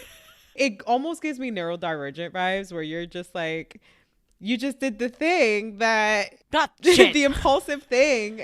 And then you're like, I gotta say it out loud. Oh shit. Was it weird? Was it weird that I did that? Twice? Yeah. Did you hate that? I just want to know, because if you don't tell me right now, I will think about it forever. I need you to tell me. 100%. Like, been there. And then he probably thought about it for like 10 days straight. All right. Till the next time they saw each other. I think about that time I was weird at my friend's dinner party last month, at least once a day for several minutes. So just in case we're wondering where I put my brain space. So we cut to Amanda back at the cottage in Surrey. I kind of enjoy the way this movie kind of cuts back and forth between both characters. It keeps the story fresh. It keeps you engaged. It keeps, it keeps the pace like different. It changes up the pace. Two bitches with ADHD. We love staying engaged. I guess, yes. Yeah, for sure. You can't look away for too long. Ooh, shiny. Yeah, shiny and new. Exactly. No, so we cut to Amanda taking a bath at the cottage in Surrey in the big bathtub. She has yet another one of her internal monologue trailer thoughts about herself pushing away men in relationships and whether she'll ever change, and being too closed off and whether she'll change. And this trailer in her head obviously did something, because it quickly prompted her to visit Graham at his home. I think I must have missed the part in the movie where she gets Graham's address. How does she know where Graham lives? I thought the same thing. I wanted to be like, first of all, girl, send a text. What are we doing? Who is Does she even there? have How do you his know he's number? home? People have plans. How do you have his address? My girl shows up unannounced at Graham's house. You know she's bringing groceries because the bread's sticking out of the bag. And because otherwise you don't know what it is. There could be anything in that bag. You gotta know that it's groceries. How would you know if there's not a big loaf of French bread coming out? The unwrapped bread I'm that is not fresh, not stale. Bread. It's Not sticking out of this bare, bag. loose loaf of bread. Bare raw bread. Like running around this bag. Just bread raw dogging air. Like, that bread has seen some shit. yo, this is one of my major pet peeves in movies. Like, just a loaf of bread raw dogging air, supposed to be fresh, not getting stale, just hanging out of a bag. Bitch, cover that shit up.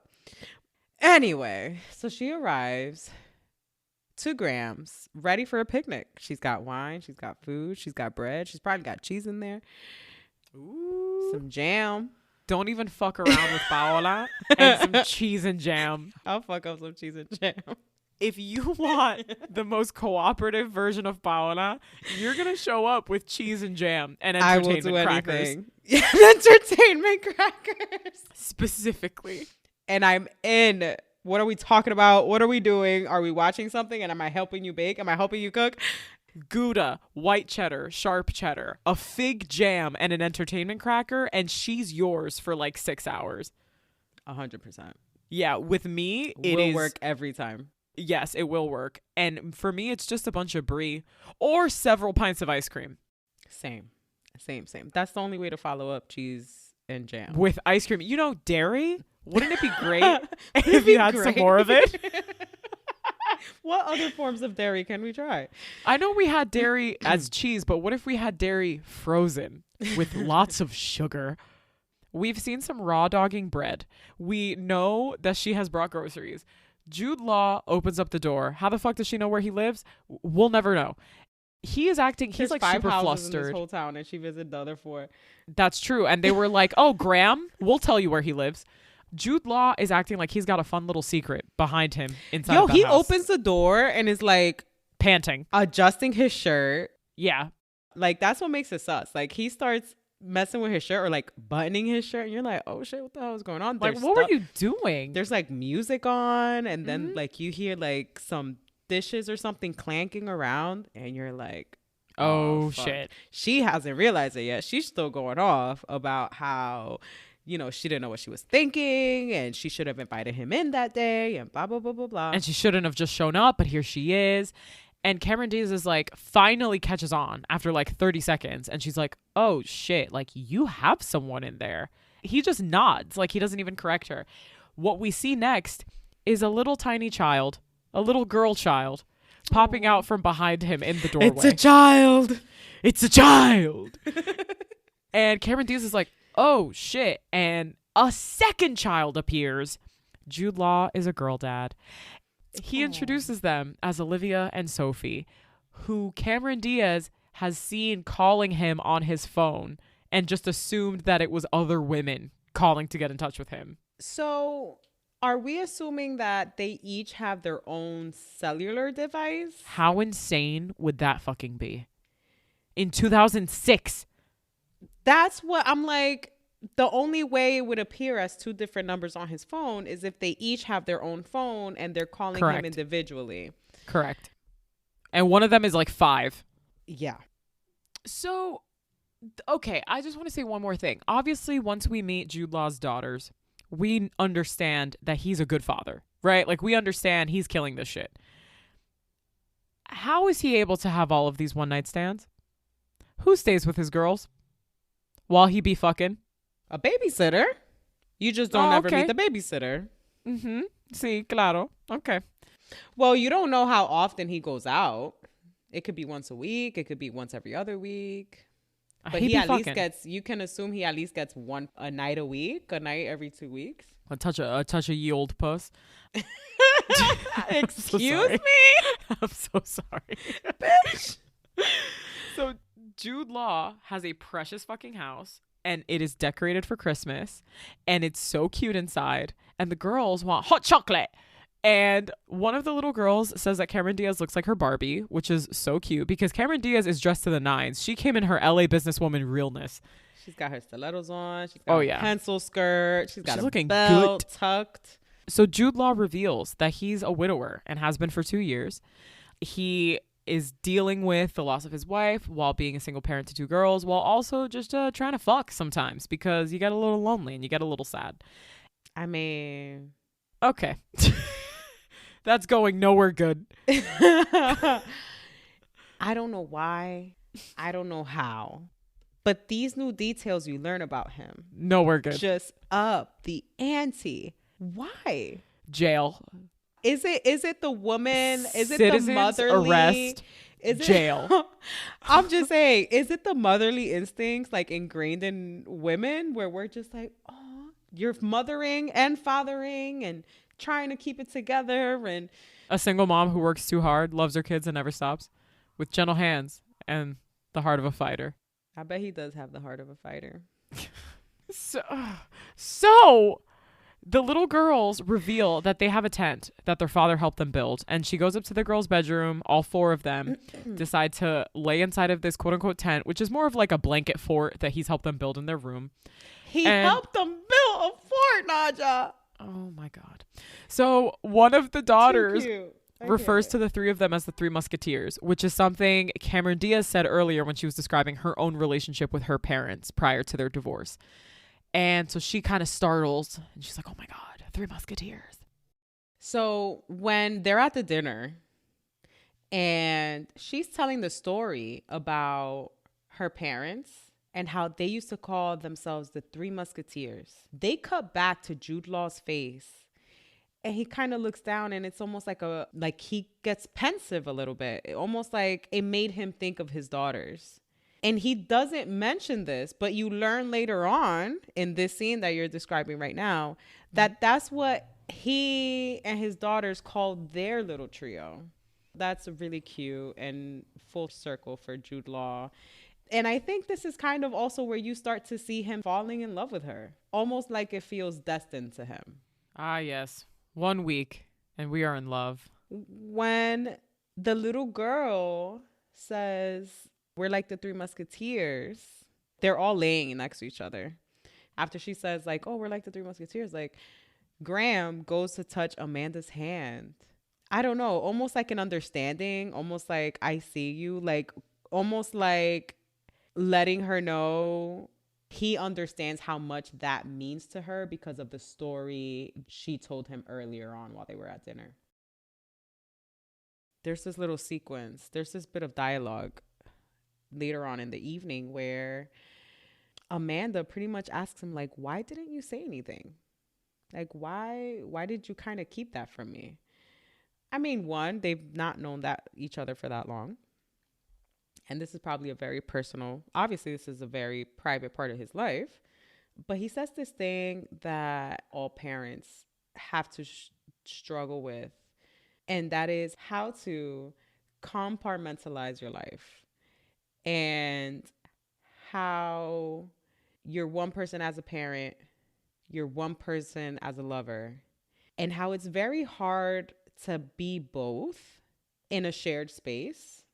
It's hard enough for a married couple to, keep the fire going or keep passion alive amidst raising children.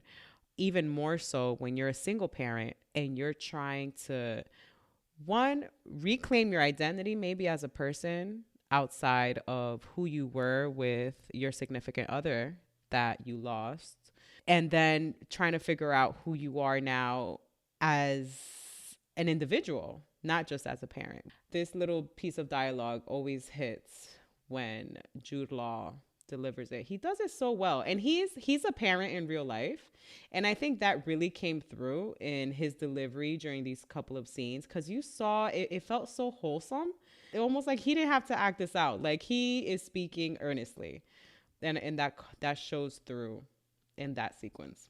So after this very adorable scene where they're bonding and he sees how well she fits in with his children, and it's very cute, we cut back to Iris in LA with her precious elderly neighbor, Mr. Arthur Abbott. Goes up to her neighbor's house and sees an invitation for a ceremony in his honor that he does not want to attend. He is self-conscious about attending this ceremony. He feels like I don't know if he feels like he's washed up. He feels like he's too old. He feels like, why would anybody want to celebrate me? And she's pretty much like, shut the fuck up. We're going to get you in shape. You're going to attend this thing, and you are going to be honored for everything that you've contributed to this world. And cueing a cute little montage of her helping him exercise, her helping him walk independently without a walker. Now, so you assume about a week has gone by, because it's between the time when they had their Hanukkah dinner and now it's the day before Christmas. Mm-hmm. She receives a call from Graham, her brother, back in England. Imagine two people in the same family being that hot. It's illegal. I mean, it makes sense. They're brother and sister. They should resemble each other. And she's describing her friendly interaction with her very adorable neighbor. Amanda calls Iris on the other line. She's like, oh, I'm talking to Graham on the other line.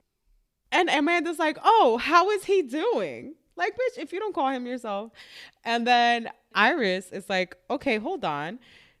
And then talks to Graham, and it's like, oh, hey, Amanda just asked me about you. And he's like, oh, how is she doing?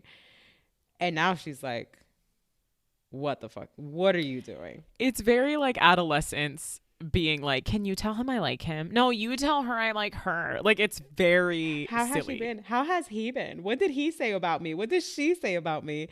And Iris is like, God fucking damn it, if my slutty brother doesn't keep it together. And then she cuts back thinking it's Graham, and it's like she put two and two together. I can't fucking believe you slept with the woman that's staying in my house. She's inadvertently said it to Amanda thinking that it was Graham. Apparently Graham's call got cut off because she then cuts back and it's still Amanda. It's a very cute scene. And now it's out in the open. Now Iris knows that Graham and Amanda have hooked up.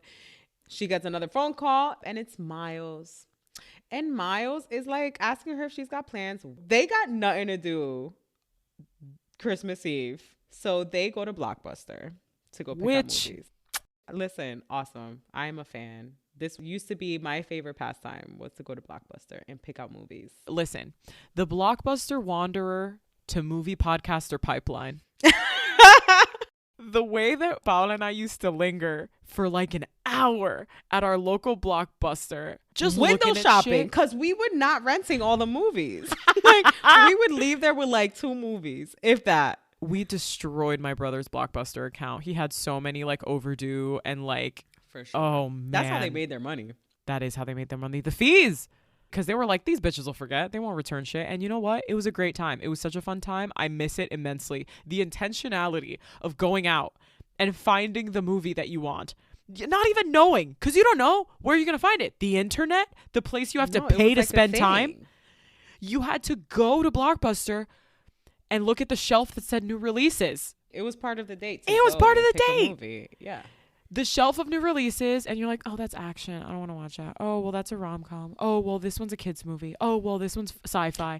And then them not having the movie you want. Devastating. Like, looking behind the empty case, and there's no more. And you had to have like 5, You had to have like You a had plan backup. B, C, D, E. Yeah. Just in case. What a time. And that was DVDs. When it was VHSs, you had to like rewind them before taking them back. There was a fee if they were received unwound. Rewound. Shut your fucking mouth. I don't want to hear about that. Anywho, we get Miles and Iris walking around Blockbuster, just strolling, looking for movies. This whole scene with Miles and Iris in Blockbuster was improvised by Jack Black. I feel like you can definitely see Jack Black shine through. Oh, I love in these that moments because he gets like a little silly, like he's like doing the sound effects for the movie scores that he's trying to imitate, and you know, you definitely see Jack Black, like actual Jack Black, shine through Miles here, and it's very funny, very cute. Another thing that was improvised is the cameo by Dustin Hoffman. So it turns out that Dustin Hoffman was like having lunch around the way and he stopped by the set. In the script, they bring up The Graduate. And it was literally like, oh, dude, you should definitely be in this scene. Like, we talk about The Graduate. And then that's when they do the line where Miles says something about The Graduate and Dustin Hoffman happens to be at the Blockbuster in LA. And it's like, oh, I can't go anywhere. which is so funny. As they're having this very fun time in Blockbuster, Jack Black sees his girlfriend through the window, who's supposed to be in Santa Fe. And she's walking outside with some hot guy on her arm, looking very cozy. And the way my man runs out of this Blockbuster to go up to her and finds out that she has been lying to him and cheating on him. They break up on the spot and they go back to Iris's house. You know, he's in a very vulnerable state. He's like, why am I always picking the bad girls? Why am I knew she wasn't good for me. I knew she wasn't the right one, but I couldn't believe that she picked me. Feeling really the same thing we've been seeing Iris struggle with. You've kind of had this, you know, what to her was her dream guy. You know, he's got what to him is his dream girl. Mm-hmm. And they're just stringing them along. They're taking advantage of their kindness. They're taking advantage of what good people they are and just stringing them along for the ride for their attention and for their love. And I think the assumption that they'll always be there.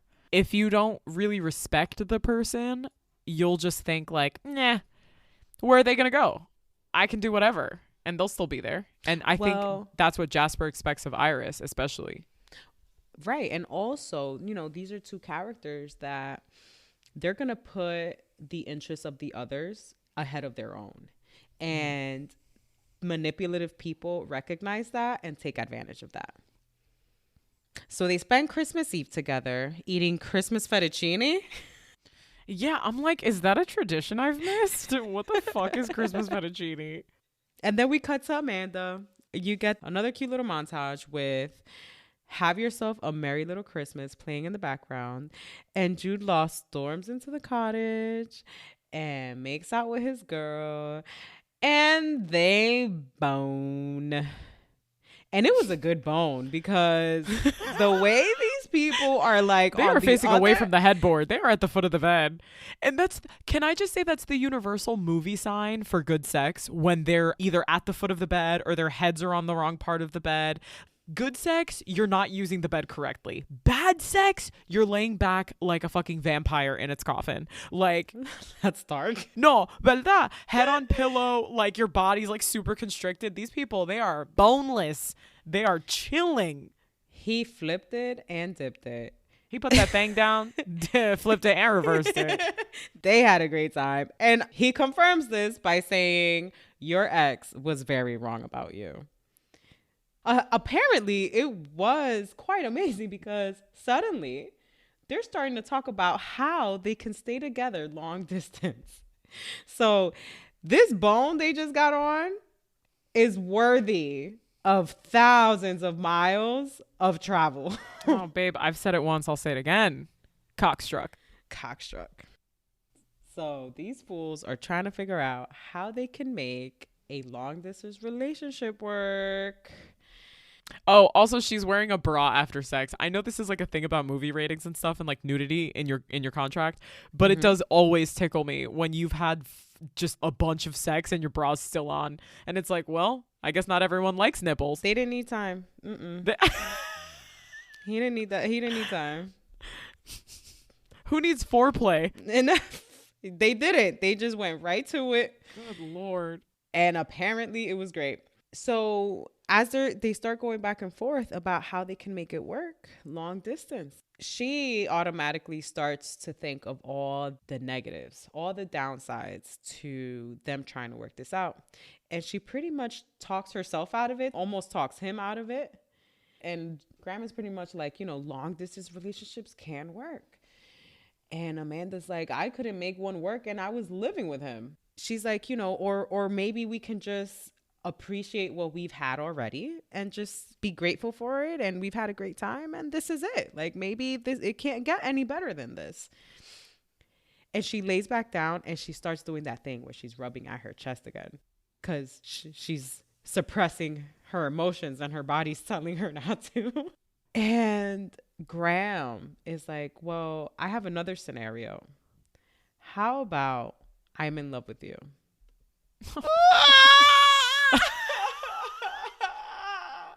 Not that. Graham.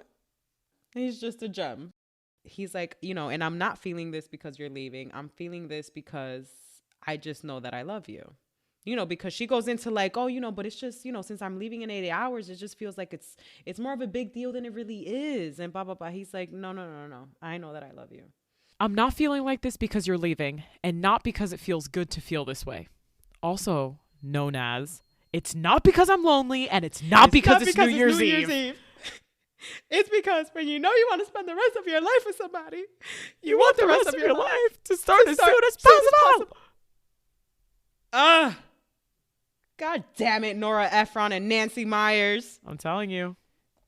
And this bitch replies with, I wasn't expecting, quote unquote, I love you.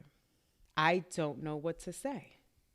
And my guy Graham is just like, well, if the obvious answer doesn't come to you, what can I fucking do? Anyway, we cut to Iris. And she is at a sushi restaurant with Miles having dinner, which is so precious. And they're talking about movies and scores and all of the nerdy shit that they've been talking about because of her old filmmaker friend, Arthur. They have this moment where Miles reaches over her to get something and he says, accidental boob graze. They don't specify this in the movie. He is neurodivergent. Him and I share a brain. He has to have improvised at least some of these lines because they're too fucking funny. I highly doubt Nancy Myers wrote in the script, accidental boob graze. Accidental boob graze. Oh, it fucking kills me. Man, he's so fucking funny. And like, okay. He's hilarious. So Jack Black in Miles in the middle of dinner gets a call. It is from Maggie, his ex-girlfriend. Apparently she misses him. She wants to talk things out. She wants to get back together. Bitch. I know. Iris hides her disappointment very well. She urges him to go. She's like, listen, you should totally just go. I get it. Good luck. You want to be with her. And she's just a good person, Iris. She's clearly disappointed though. For sure. Clearly disappointed. You can see it all over her face. But she doesn't make it about her. She's being the best friend again. One more time. As Miles gets up to leave, he says goodbye by kissing Iris on the forehead. Isn't that such a sweet, like almost protective gesture? What did you interpret that as? It could be almost brotherly. It could be friend-zoney. But it's also so intimate. It feels more intimate than it does friend-zoney. If one of my friends kissed my forehead, I'd be like, do we need to talk? Like, what's up? This is the same day as Arthur Abbott's big ceremony, right? That Iris has been preparing him for, that she's going to go with him as his date to. Iris gets back to the big house, pulls out Jasper's papers for editing, closes the blinds. Again, anytime it's about Jasper, she is sitting in darkness. Her phone rings and it's Jasper, that fucker. She's so happy to hear from him. It's like literally disgusting. He says he got her something and it's outside on the porch and she needs to go get it. She goes to open the front door. Who the fuck is standing there but Jasper Bloom himself? I will kill you with my bare hands. Like, I'm so upset at this point watching the movie, of course. I'm like, if you don't burn this man at the stake, what are we doing? Is it even girl power? He said he came to LA to see her because he needs her. Die in a ditch. Die in a ditch, yes. Goodness. We come forward to a scene where Iris and Jasper are laying on the couch together. Gross. And he says, I've just traveled halfway across the world to see you. And she essentially asks him, okay, but are you engaged though? Are you fucking engaged? Or are you trying to be with me? Right, because he almost puts himself out there, like, you know, like trying to kind of rekindle whatever. And she's kind of like, okay, well, what does this mean for you? Like, what happened with your fiance? And he kind of tries to like deflect. And it's like, wait, hold on. Are you still fucking engaged? Why the fuck are you here? Iris is like, are you fucking getting married? And he's like sputtering because like, yeah, he is. Of course he hasn't ended his relationship. He's basically just asking Iris to be his fucking mistress. And he wants to have his cake and eat it too. I mean, I've never loved that saying because what the fuck is the point of having cake? But yeah, but it refers to Marie Antoinette wanting all of her cake and wanting to eat it too. She's misunderstood by history, but yes, agree. So he's kind of like, what do you mean? She gives like a little bit of a girl power monologue where she's like, I am done. I'm done with this. I'm over you. I'm not in love with you anymore. This is fucking pathetic. Scram. Get out of this house. And she manhandles him out the front door. Pushes him out the door. Yes. Slams the door in his face in a very similar fashion to how Amanda, Cameron Diaz's character, slammed the door in her ex-boyfriend's face at the start of the movie. Get it. Fantastic. We love slamming doors in men's faces. Hopefully they break their nose.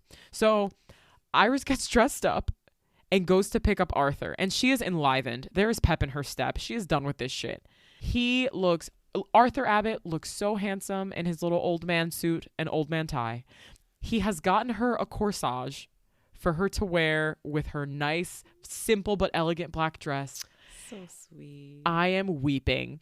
They go to this fancy schmancy event in Arthur's honor at this like theater, and they walk into the theater and it seems to be empty. So already Arthur's like, fuck, like nobody came to this thing. This is so embarrassing. No, baby. Everyone came to this thing because the theater auditorium doors open, and it is like when Rose is coming back to the Titanic at the end of the movie after she's dead. And everybody's clapping. Everyone has turned around. Everyone is clapping for him. It is like a super emotional moment. The auditorium is full of people who came to see him and honor him. He walks up the stairs to the stage all by himself, which was the thing he was most worried about because he needs a walker to walk on his own. He was very proud of himself when he got up there. Little thumbs up. And if you're like me or Graham, this is a tear-jerking moment. Like my eyes welled up a little bit. Oh, yes, it is. It's so sweet. It's such a sweet moment. So Iris is like sitting in the audience just watching Arthur give his fun speech about his career and being honored, and you know, so many people are in this audience, they're all enthralled. And she realizes that his theme, the Arthur's theme that Miles composed for them off the fly, starts playing as he's walking up the steps, and she's like, "Oh my god, this is so cool." And she starts looking around for Miles, but but he's not there. You think he stayed with Maggie, his ex-girlfriend. Or did he? Because in the next shot, Iris is looking around. Who slides into the empty seat next to her but Miles himself in the flesh? He's super cute. And he's just like, what are you doing for New Year's Eve? They've been hanging out a bunch, right? They're doing a Harry and Sally. She's like, oh, well, I'm going back to England. I'll be back there for New Year's Eve. And he's like, I've never been to England. If I went to England, could I spend New Year's Eve with you? And she's just like, yeah. And they kiss. And it's very cute. And they're both like, they kiss each other, and then they both like turn forward towards the camera, and they individually do like a little celebration. Yes. It's so finally. cute. We cut to Amanda leaving Jude Law at the cottage after deciding to have a long distance relationship. And she's trying to be like very casual about it, you know, no rules. You know, I'm gonna see you later. I'm gonna kiss you again like I've been kissing you this whole time. And this isn't a big deal. You know, well, we're gonna figure it out. We're so chill and normal. She gets into her car. Same dude that dropped her off in the beginning. Even despedida, right? Her farewell, her despedida to him is like, I'll be seeing you, you know. Take care. I'm going to see you soon. Almost like they can't say goodbye. They can't have like this definitive goodbye. It would hurt too much. Nobody's saying that, but that's what it is. It would almost kind of signal this is over and they don't want this to be over. But whatever, casual. Yeah, I'm going to see you. Bye. Peace out. And she gets in the car. As the car is driving away, the driver asks her, you know, how was your holiday? How was your trip? The thing with the chest starts happening again, but this time her eyes start to water. And you almost sense like this release in her. She's like breathing it in and like letting it come to her. She starts getting hot. She takes off the scarf and she's not recognizing it as starting to cry. But again, she gets the chest thing. And then you start to see her eyes water. The driver's looking back like, what the fuck is wrong with this woman? Like, am I going to have to drive her to a hospital? What is happening? From all like the kind of cheesy way they were portraying her inability to cry, her final cry is very well done. Yes, it is very genuine. It didn't feel forced. It felt good. You as a viewer like feel good for her. And I remember watching this and being like, oh my gosh, she's going to do like some dramatic, crazy cry now. Like, oh, ha, ha, ha, because it's been like the funny thing throughout the movie. Yes. But they didn't do that. They did it. It was very well done. But obviously it's a rom-com. So we have to have a dramatic running to your lover scene. Again, the driver can't go all the way up the road and she needs to get there quicker. And she's like, no, I can run faster than you can drive in the snow. And decides to run back to the cottage in her stiletto pumps. Right. You know, comfortable airplane footwear. Bursts into the house. And Graham is bawling his eyes out. Oh my God, this precious human being. If this woman does not marry this man, like, Jesus. Oh, he's bawling his eyes out and he just looks at her like, you know, and does like this shrug of the shoulders. And then she pretty much says, hey, why can't I just stay till New Year's? Bitch, and like, you keep putting that shit off. Yeah. Next thing is Valentine's Day. Then you're gonna be there for Easter. You better chill. And they have a hug, and it's very cute and wholesome. It is very cute and wholesome. Then they cut to the four of them celebrating New Year's at Jude Law's house. So not at the cottage, but at Graham's house, which is a lovely, lovely little house. The girls are there. Yeah, it's so you see cute. Auntie Iris greeting her nieces. Everybody is getting along. Everybody's having a sweet old time to the tune of You Send Me, which is such a classic and the rom-com song. And the way white people don't appreciate music by moving their bodies, because the dancing in this scene,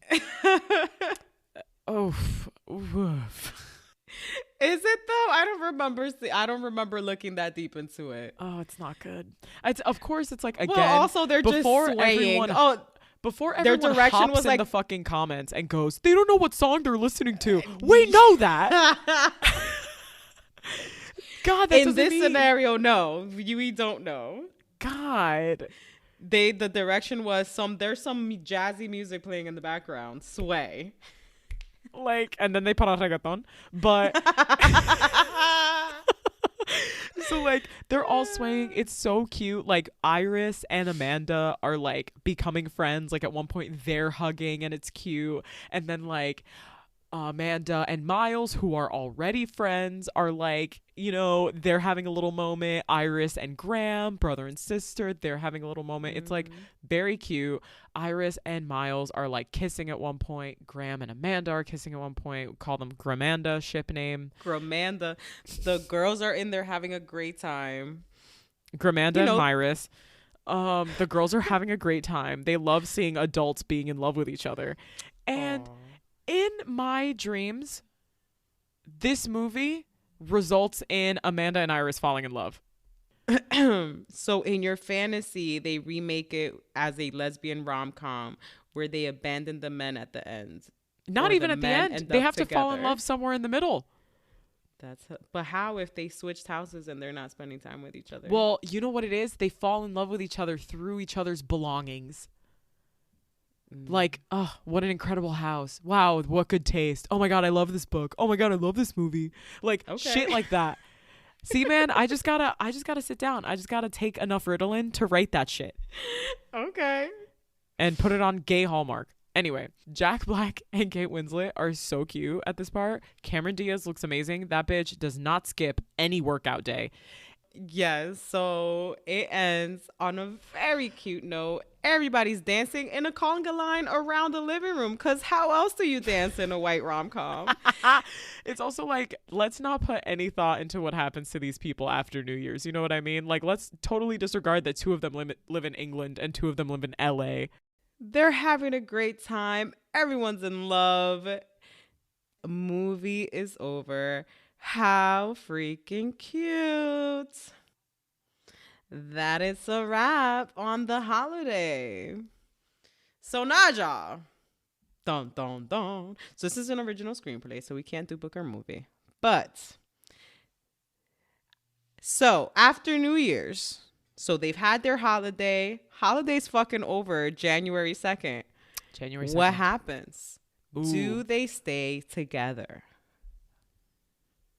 I think at first they try. I'm sure they try. I think at first they try. You know what I think? I think either Miles or Iris would be willing to relocate. Like probably Iris. I think see that. Especially because she works with that fucking loved guy. LA so she much. loved LA. I think she would be willing to relocate to LA and hang out with Miles. But that would take a few months, you know, because their relationship is new. Okay. Graham and Gramanda, they're going at the speed of light. So, but she's super ambitious, and he also has kind of like a higher profile gig as like an editor or whatever. But you know what? I could see him relocating for her. He's soft. So Nancy Meyers was asked this in an interview. She was asked where these characters might be today. Mm-hmm. And she says that to make her viewers happy, she believes that they're all still together. And they all spend holidays together. Rude. And spend that was time rude. together. Naj, would your husband watch this with you? Yeah, he would. He was disappointed that it was over, that I was done watching it when he got home.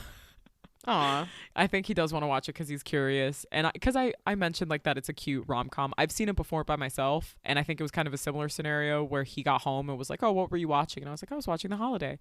And he was like, oh, Jack Black is in it? And then that kind of made him want to watch it. So he's never seen it before? No, I don't think so. If he has, he doesn't remember. My husband, he has watched this with me before and he enjoys this movie. We would watch this every year. Aw. Yeah. I love that. So Nadja, any generational trauma? What generational trauma can you pinpoint in this movie?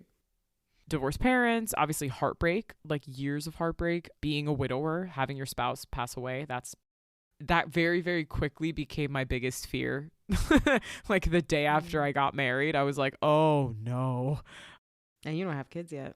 Dog, I don't have kids. And I guess to an extent, like being cheated on. I mean, 3 out of 4 characters in this movie are cheated on. Cameron Diaz is cheated on, Miles is cheated on, and Iris. It's painted kind of as like almost a universal experience. Yeah. But that's never something that I've, to my knowledge, right, that I've experienced. So there's definitely trauma attached to that as well. Yeah, there's a lot of relationship trauma. Yeah.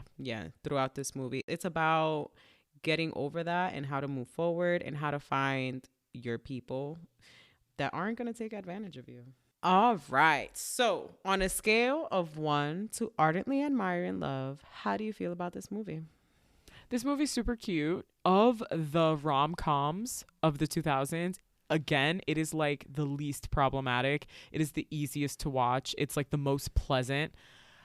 I could probably, I think this is like a smooth 7, 6.5, 7. I mean, it doesn't use like a ton of my brain power. I'm not heavily invested in like any of the characters. This is like real smooth on my brain. So I like that. Sometimes you really want that. And that's A-okay. That it is a very nice, wholesome, light-hearted watch. Yes. No heavy stakes. No big stakes. Right? Like it's all just, you know, grown-ups going through relationship stuff. And, you know, there's some loss and they talk about that a little bit, but it doesn't feel heavy at all in the way that they talk about it. Yes, I think I would give this a 7. Sounds like a good number. 7 or 8, I think. It's a good movie. It's very well written.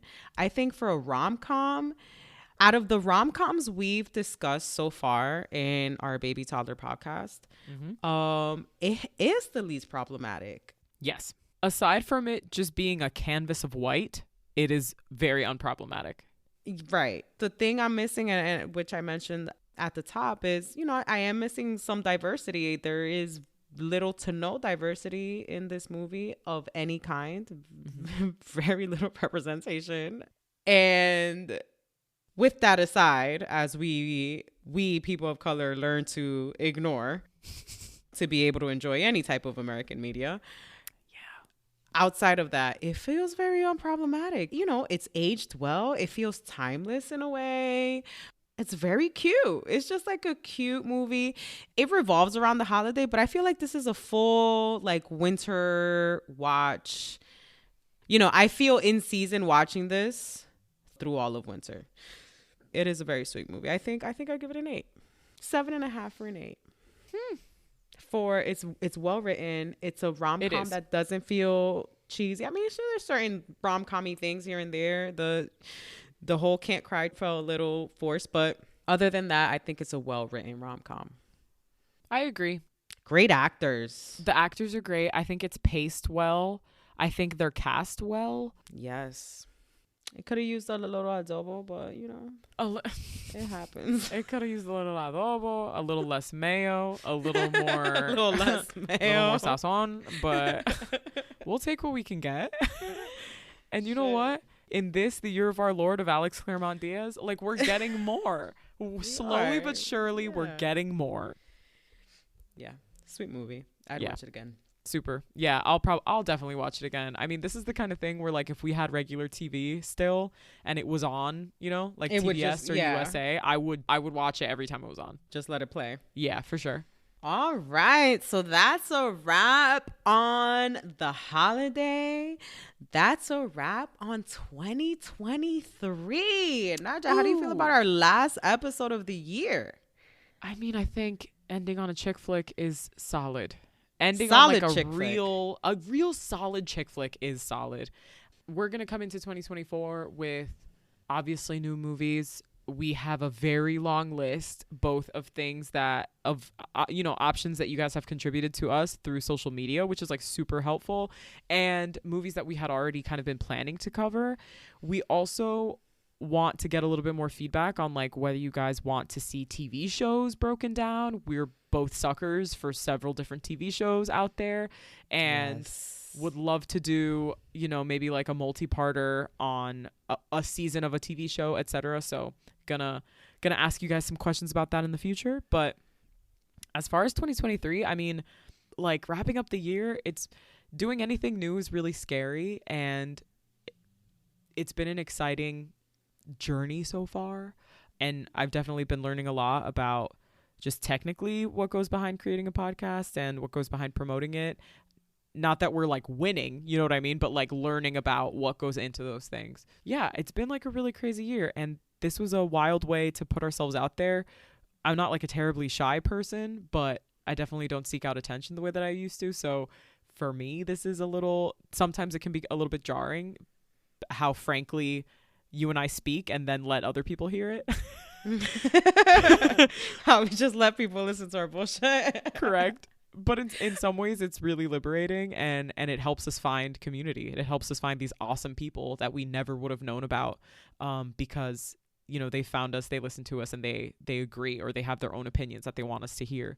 So yeah, it's really cool. There's something about that is really like comforting, and it's really nice, I don't know, to know that there are other people in the world who like think similar things. I don't know. What do you think? What do you think as we wrap up 2023, 3 months of podcasting?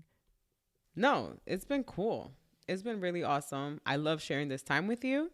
I love getting to put stuff out there and that people are enjoying it. Like, it's become enjoyable. I'm looking forward to the new year and continuing to do more. Just continuing to build on this little baby podcast that we have. So I'm really looking forward to that in 2024. Looking forward to spending more time with you, Nadja, and with you, our listeners. So I'm excited. Let's go. Let's go. Let's go. So happy 2024. Jesus Christ. See you next year. Oh no, not that. Happy holidays, friends. For those of you who celebrate, for those of you who don't, happy end of December and beginning of January. We will be back with you, to you, for you in January of 2024 with a brand spanking new movie. Yeah, guys. So thank you for being with us for this last quarter of the year. Thank you for joining us for Q4 of 2023. We really appreciate it. 100%. Happy 3 months to us. And let's all collectively wave goodbye to 2023. Thank you so much for listening. If you like what you heard and want to hear more, please leave a review anywhere you get your podcasts. Come and find us on Instagram at sisflixpodcast. Shoot us an email at sisflixpodcast@gmail.com and let us know what you think if you have suggestions or a movie request for us to cover in the future. Thank you so much, everyone. Bye, sister. Bye.